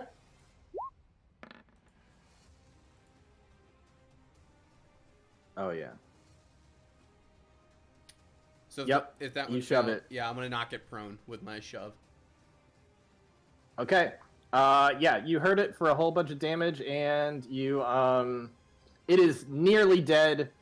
You like chop off one of its legs and just like bash it to the ground, and it just kind of skirts over. Yeah. Is it 10 feet that it gets? I'm knocking it prone. Oh, okay, knocking it. Yeah. Okay, so it's just down on the with ground. the Okay. shove, if it's a successful shove, I double checked it real quick just so I would make sure Mhm. it's either a 5-foot push or knocked prone. So I'm gonna knock this one prone. Okay. Alrighty. So is that the end of your turn? Mhm. Okay. Anwar, you are up, and there are some of these guys who are dangerously close to your yaks, as well as just people, but your ride is important too. So what are you going to do? Anwar, seeing the walking Chodes approaching our ride, he's going to start scrambling towards the front and to say, Mr. Hunter, I need you to get down. And I don't know if you can see it there, but he's going to try and sit in the side, passenger Okay. seat. Uh-huh. And he's going to kind of pulling up his sleeve. A bunch of arcane symbols are going to appear of ancient primordial. He's going to say, Blessing of the Sun Goddess, protect me. And he's going to cast Burning Hands. Ooh. Ooh. Using his Fire Genasi heritage. And I want to say with a 15-foot cone, I can get... Is he like Oh. reaching over past Hunter to do this? Yeah, kind of pushing him down, and going Yeah. Okay. like a little flamethrower coming out of his wrist. Yeah. So I think I can So get all that's 4 of some these dex guys with 15 saves. feet. Okay, what's the save? It is a dex save. And it is a DC 13. Okay. 2 will save and 2 will not. The ones I'd say that these 2 in the center here, they will perish. The one that Audra already knocked over will perish, but the one who is kind of already behind the yaks to a degree is only going to take half of this and is still alive. Anwar is going to it's going to kind of dissipate. He's like the fire was just coming right off his skin. Okay, all right. We need help over here. Any bonus actions or anything, or is that it? He's going to crawl back to where he was in the middle of the thing. Okay. Alrighty, Chimera. So, the echo that's left over by the other group, there's a moment where, she's fending all these things off, and then she just kind of, falls back, collapses, and vanishes into the water as a new echo. Ooh. Rolls up 5, 10, 15, right up. How many Oh, times shit. can you do that? Oh shit. I just did Infinite. that. Oh wow, okay. But you can have 2 at some point, right? At once or something? I don't Much know. later. I haven't read Gotcha. apart that. Yeah, if it is, Um, it's way I was later. just trying to remember what the parameters were. Anyways. So a new echo kind of comes into existence, sort of coming off of the flourish of one sword blow, like maybe she just got done killing one and turning to accost this other one.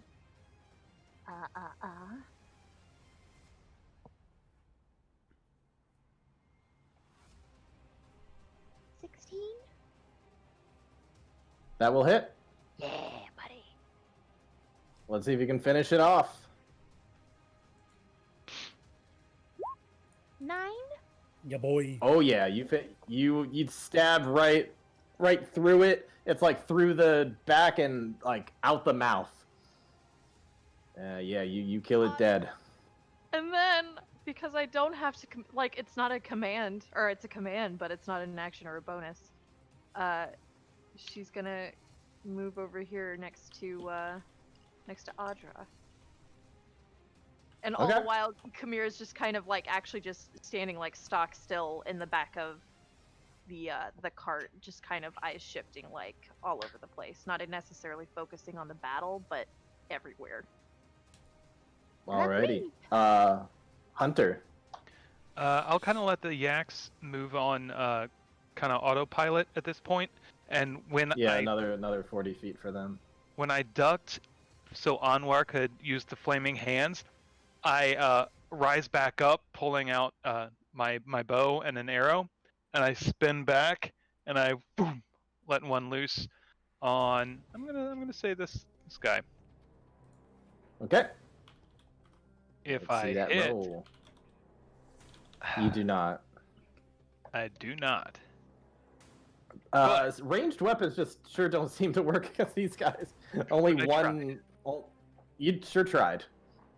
Only one ranged attack has hit these guys so far. And I yell, "Come on, skyscraper, get in!" Alrighty. Now it's the Leecher's turn. Yuck, yuck, yuck, yuck, yuck. That's exactly the sound they made. Ew.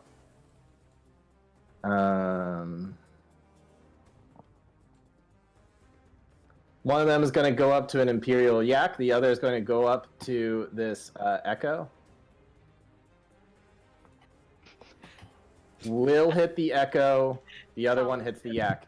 So the other one like latches onto the Echo, and the Echo just like vanishes. I was like, I thought I was going to get some food. It did not.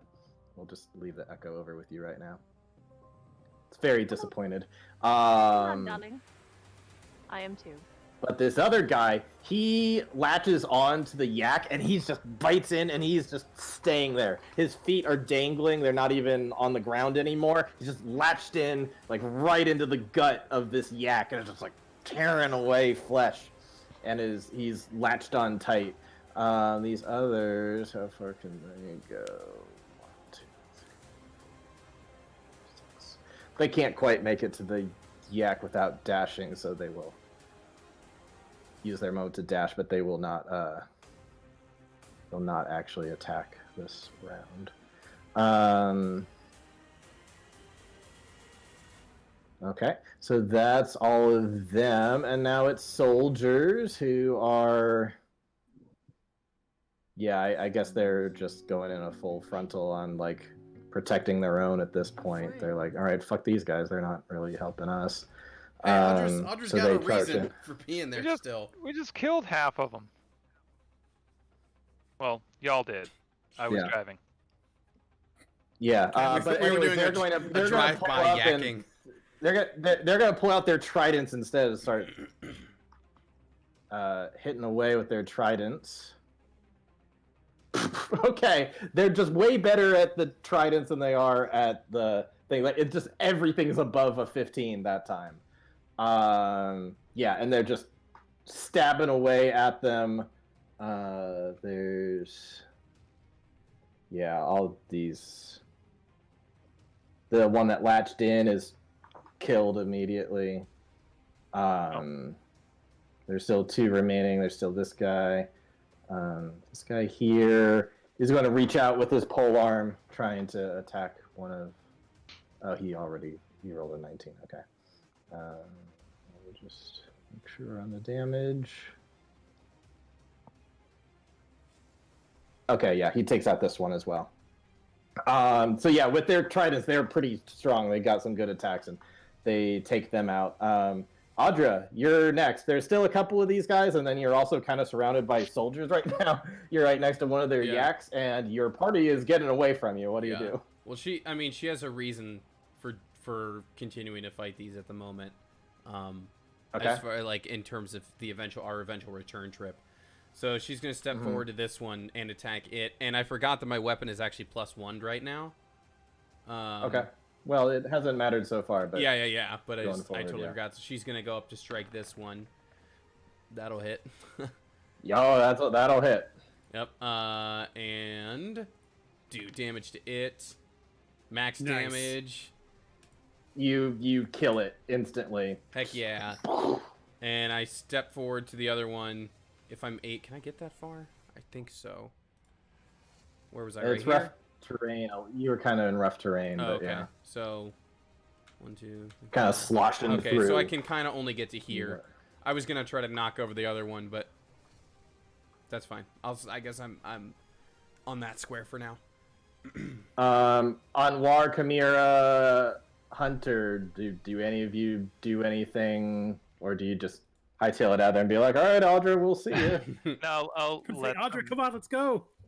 Yeah, well, I mean, I'd let the yaks kind of coast to a stop, but I am like, let's roll!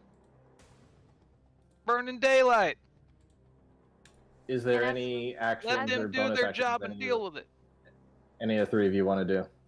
As of right now, if she's not showing any sign of actually like coming towards the the wagon and she's wanting to fight, Chimera will jump out the back of it. Okay. 30. She can move 30 feet. As a bonus, she'll summon another echo, 5, 10, 15, and then it can end up right where I want it to with all that crap movement. Let me get out the cart. Shoot.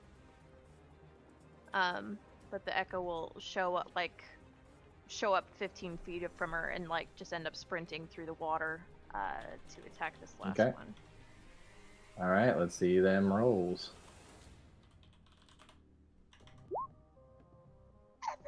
Luck.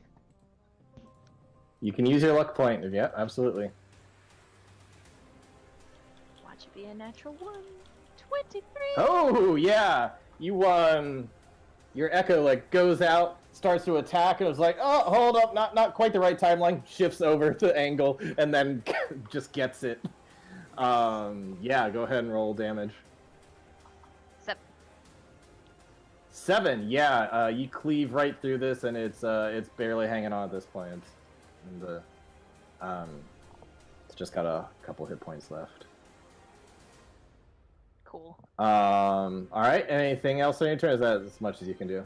I think that's as much as I can do. Okay. Onward, I just want to give you a chance to do anything, but if there's not anything that you're gonna do, that's fine. We can just move on to Hunter. Nope. Okay. Hunter, is there anything that you want to do? I just kind of mutter to myself, "Oh shit," and I'll tuck the bow back under, kind of nestle it. You know how in Red Dead Redemption, if you have a gun or a rifle, you just kind of set it in the stagecoach next to you. Mm-hmm. That's kind of what I do with my bow, and I just kind of sit back and wait to be probably hassled by these guys. Okay. Last of our leechers. Gonna try to get a nice old bite and fail at biting a yak. And these guys, yeah, they're gonna keep on spearing at it. One of these guys is gonna hit it, so I'm just gonna take you out of combat. Cool. At least for now, we'll see, because when they finish killing them off, some of them are gonna look at Chimera and Audra and kind of nod at you. But the one guy who got knocked off is gonna hop off his yak and just throw his helmet down and be like, "What the fuck? What the fuck?" He's gonna hold up his. Who taught you how to drive? I'm sorry, man. You could have gotten me killed, you bastard! No, I'm sorry. The yak got spooked, and then, I didn't mean to laugh. I just never seen one of y'all fall off a yak, and that was about the funniest shit I've ever seen in my life. I'm so sorry. Go ahead and roll. Is it persuasion or deception? Because I see how you can be kind of honest and that shit was funny.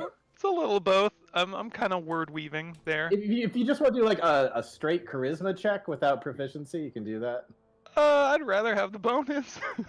Okay. That's perception, but Oh, dang it! I do that with the P's sometimes. Yeah. That would have been a 19 then. okay, yeah, he's still just gonna be like, "Fucking watch where you're going." Yes, sir. What's with y'all anyway? That's just magical about what's with you heathens? Yeah, I was hoping to talk to this part of the Empire separately from the angry guy if he was moving away, but I realized it's just one of them that's gone Yeah. over. The others are gonna be like, yeah, what is? Who the fuck are you? What crazy magic is this? This can't be sanctioned. This can't be right. no magic here. Audra, if you'd like to go to the cart now, please. There's she'll put a hand up toward She'll Chimera. point. There's no she'll look at the guards. There was no magic here. Swords and crossbows and that one is able to rig things that fire off certain effects, such as fire. Simple as that. What was the phantom thing? The heck was that all about? Yes, You Audra, seeing what was the things? fountain thing? Seems to me I like heard the swamp was Sorry, haunted. I couldn't hear Sydney. What was she Oh, saying? it was sort of like Chimera muttering under her breath. Yes, Audra, what were the phantom things? it seems to me like a caravan happened to cross paths with you at the same time that these monsters ambushed you. So you're welcome for the assist. You're seeing swamp gas and lights. I don't know, man. Ignore him. He can't even drive the yaks straight, so why don't you just talk to the two of us over here? Wait for a bodyguard to talk to. Okay, whatever. I'm Can gonna we make be my on our back way, to sirs? work. I would like to be on our way, yes, but Secret. We want to see some papers before you go. it's funny you should say that. And she's like reaching in to get her like city papers. It's funny you should say that. I wanted to ask you a similar question. Considering we've assisted you here, my caravan will be needing to take the ferry shortly. I was curious if any of you could draw up papers of your own to make sure that we're able to take said ferry without any issues. We are, of course, driving a rather large cart. It's a wagon, actually. What you taking the ferry for? What's in the cart? Well, supplies, really. We're heading up that way. Gonna pick us some mushrooms. I hear they're a delicacy. I'm gonna see if I can offload that for a pretty profit. You know what I mean? Some of them bog Just- mushrooms. Just simple traders looking they're- to get through the swamp in one piece. So I had to hire I bodyguards. take it some of you guys are starting to give papers and stuff, and they're gonna look Yeah. them over. So I had to hire bodyguards because I'd heard about these like leaping penis monsters. So I thought I should get myself some protection. Given the monetary nature of the ferry, if there's anything you could do to ensure that your co-fighters here make it across safely, it would be appreciated.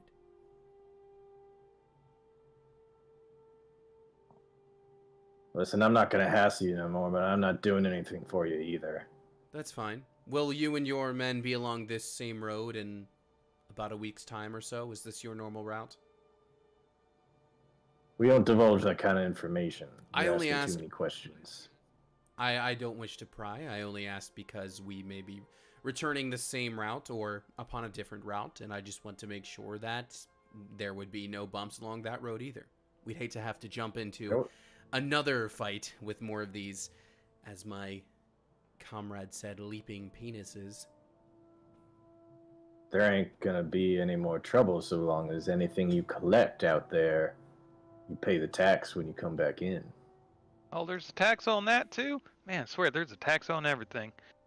He's correct. Yeah, but that's the idea. it is par for the course, of course. Import taxes, export taxes, everything you see here belongs to the Empire. Man, Don't think you can just go picking it for free. Oh, I sure Well- hope these culinary mushrooms are worth it. And she's gonna she's gonna pick her robe up and start putting that back on. Well, now that papers and everything are in order, I suppose we can be on our way, yes? They're gonna glare at each of you, just trying to really get a good look at all your faces. Chimera's Yeah, you just can go staring about like your right way. at Audra, like, why couldn't you stay in the cart? Just this. You can all go your own way, but don't you be causing any trouble. We got our eye on you. Well, it seems to me like we come along and help with the trouble. Audra. All right, Get we'll be on our way. Yeah, Thank well, you. let's make sure it stays that way. On our way. Fare thee well Oh, and all that. yeah. Fare thee well. Start the cart, start the cart, start the Yep, cart. yep, yep. So you I- get in the cart. You Yeah. start heading off. I think there's a moment of silence, and then Hunter kind of pipes up and says, "So for the record, if we'd stayed in the cart, they wouldn't have our papers, and they wouldn't know who is trolling through here. Actually, for But the record, at had the- we at- helped them as excuse we me. had and not run one of their yaks off the road, perhaps we could have negotiated a more favorable ferry transportation for ourselves. Hey, you know why I'm still alive? No, Just 'cause I I know what I'm honestly doing. don't, given your Probably driving because skills. he stays in the cart. That driving Yes, skill stays was in the precisely cart that It ran was into the precisely guard. that. It was skill. It was skill. That was on purpose because that slowed them down. They were dealing with the problem. I'm Those- not denying those that it was monsters- on purpose, Hunter. So why did you get out and kill the things that were distracting the people we were running from? As I said, I had hoped that in assisting them, perhaps we would get assistance in our own ferry crossing, but apparently that was not going to happen, considering the reckless nature of the driving. And Or that's the that. magic It wasn't that was reckless. used. Yes, good question. I don't know what that was, Chimera. Although it was quite useful, I won't deny that. I've not seen someone use magic such as that. But So- I suppose yeah, that's your business, isn't it? She's gonna put the Let's robe of circle the hood back. up, or the hood of the robe up, and just kind of like go back to her seat, like in the back of the cart, and just watch everything roll by. So maybe Hunter next Dog, time you we feel use like you magic better in go front of again. guards, we don't stick around so they know who used magic. Just for future reference. Maybe next time we don't run them off the road, Hunter. That was all part of the plan. It was a good plan. I just want to apologize. I was concerned about our oxen. I didn't want to see them be Oh, you, horribly devoured by penis monsters, and I acted Oh, you quickly, fried- and that was very you rash. fried them up good. You fried them up good, and I appreciated that, and I Yes. enjoyed it. I was surprised, but I enjoyed it. I feel like I'm partially to blame for what happened back there, and I just want to publicly apologize to everyone. And well, you did very well. Thank you. As someone who is capable of a lot of fire magic herself, I will say that that was done quite well, Anwar. Thank you. Yes. Anyways, I'll be in the back of the cart if anyone needs me, thinking Yes, about we see how you that, in the back of the cart so long as you stay in the cart. again, perhaps we could have gotten a better deal of that for ourselves had someone not rammed their yak into another yak. We can argue this in circles all day, but we I've got do. better things to do, like keeping my eye on the road. I've got better things to do, such as not argue with you. She'll go sit Gonna in the have a back of word the with cart the and like, parents when we get back into Okay. town. please do. It Oh, is I'm of no going to. concern to me. Sorry, what did you say you're gonna do when you get back into town? Oh, I'm totally gonna have like a discussion with her family when we get back in town about their very Okay. reckless daughter. I'm telling your mom. Legit though, that was the hope. Was like, well, maybe if we help these guys, we'll get a little help with the ferry. But nope. Yeah, you're the No. only one who thought that. Yeah. That was the lesson learned. These guys are assholes. But not It was complete like a assholes. real They could have. They world. could.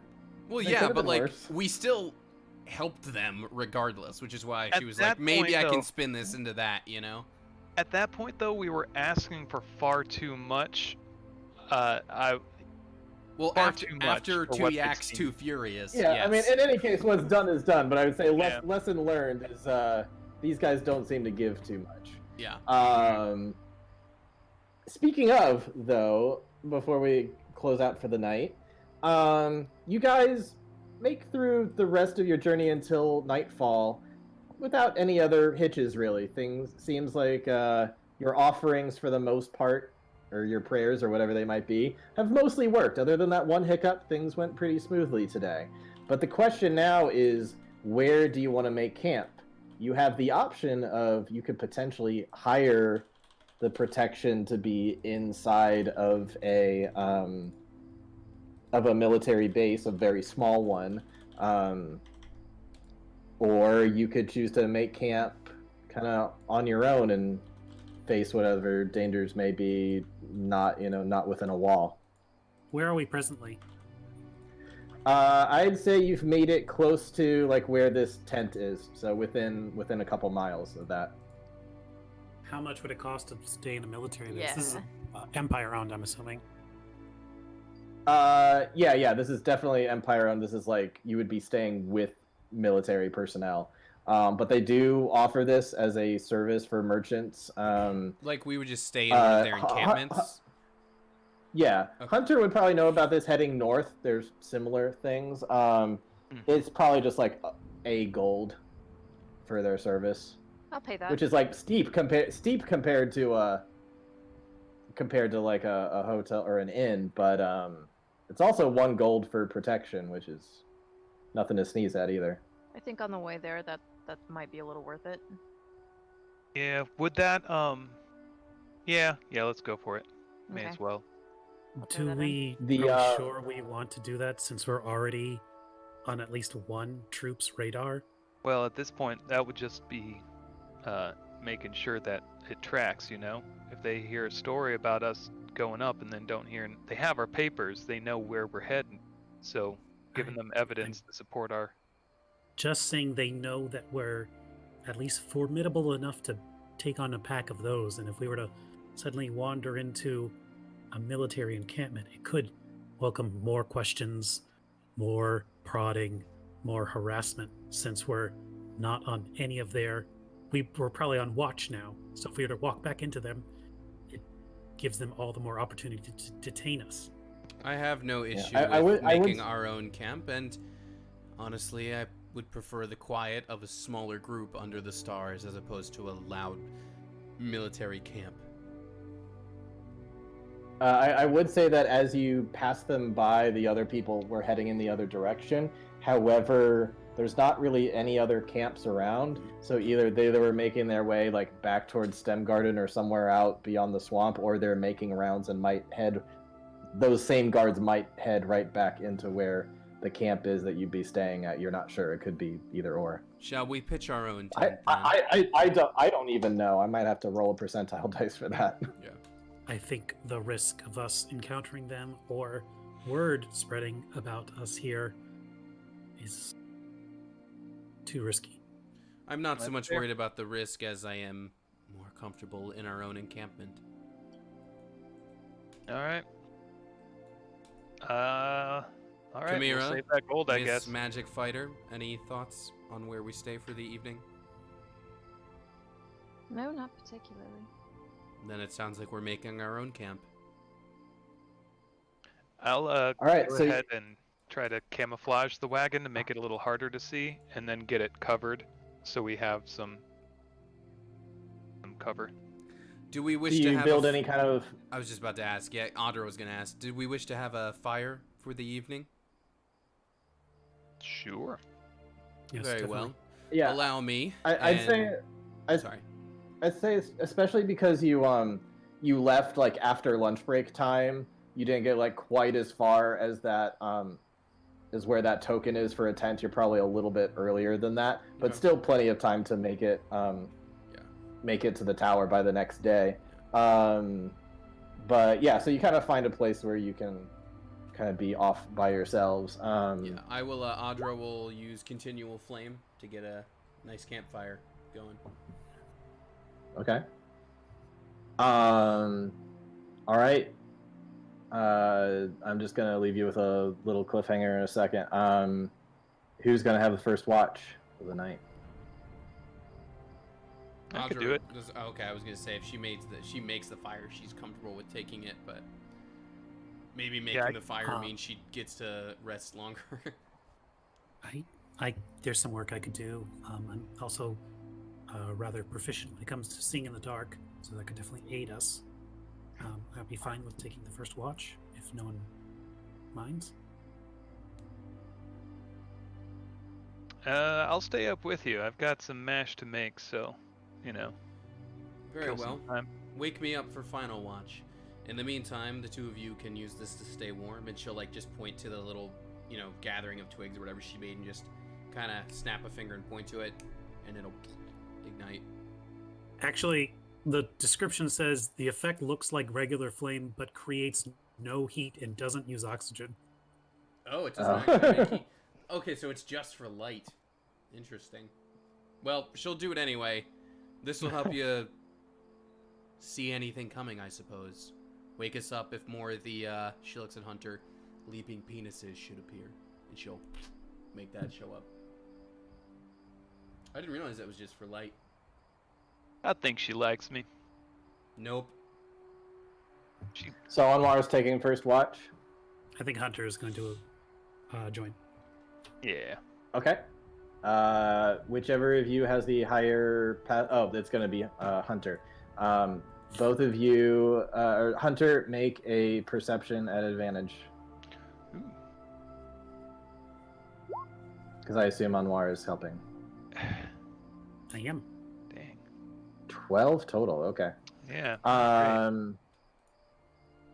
Okay, so you are going to be on watch for a while, and somebody has seemed to have snuck up on you, because when you turn before you know it, you see a very tall, green-skinned, gorgeous, what looks like a cross between like a furbolg and maybe like a tiefling or something. It's like very exotic and mixture of, like, you can't quite piece what race comes from where. Seems like a mixed blood. Looks like absolutely beautiful. Long brown hair, a very dirty, having been in the woods and the swamp, but like a very lovely, simple purple tunic. The purple and green just like really complement each other. And she's just got eyes that are completely filled green, and she's going to be looking at you. And we're going to end tonight with her saying, "Can you help me?" And that is Do we it have a for tonight. Picture? Yeah. Oh, Oh. okay.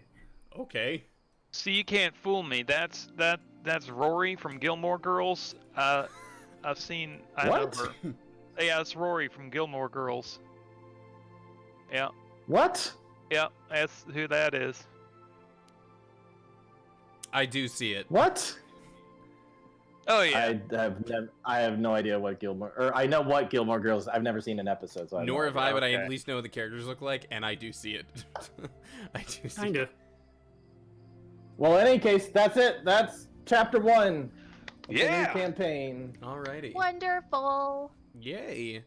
No, I these think characters we're are gonna go neat. well. Oh yeah. All of, I would say, Audra is very deliberate in who she calls friends and not, in case that wasn't Yeah. obvious. I'm getting that. Yeah. But it'll be interesting. It'll be fun to have her actually like warm up to people. There's room for arcs. There's Yeah. room for arcs. Yeah, exactly. Yeah. I mean, even in Critical Role, like, some of the characters were stealing from each other at first. Oh, like, yeah, there's totally. room to grow. I mean, but listen, Not- we've always Not been that good I at. advocate for players stealing from each other, Yeah. but yeah. Well, I mean, we've always been good at character disagreement versus us. disagreement, Yeah. I mean, so. Speaking How of long was Richard, Braun a dick? right, Richard, Yeah. you got my sleight of Yeah. hand checks, right? Yep, got all of them. Alright, Thank cool, you for cool. whispering them. Thank you. You're Uh, welcome. Oh, one other. Nobody I, has anything anymore. I don't think it'll make a difference, Richard, but I will say when we make camp, Audra also would have set up her rain catcher, just in case there's anything to catch to refill canteens the next day. That is fair, because swamp water is gross. Unless you're gonna boil that Yeah. shit, you gotta catch some rain. Yep. Yeah, so just FYI. Okay, so I guess. All right, well, we're back with whatever's going on here with this thing next time. Yep. All right. All right, bye everybody. Well, bye, Thank everyone. you for being with us.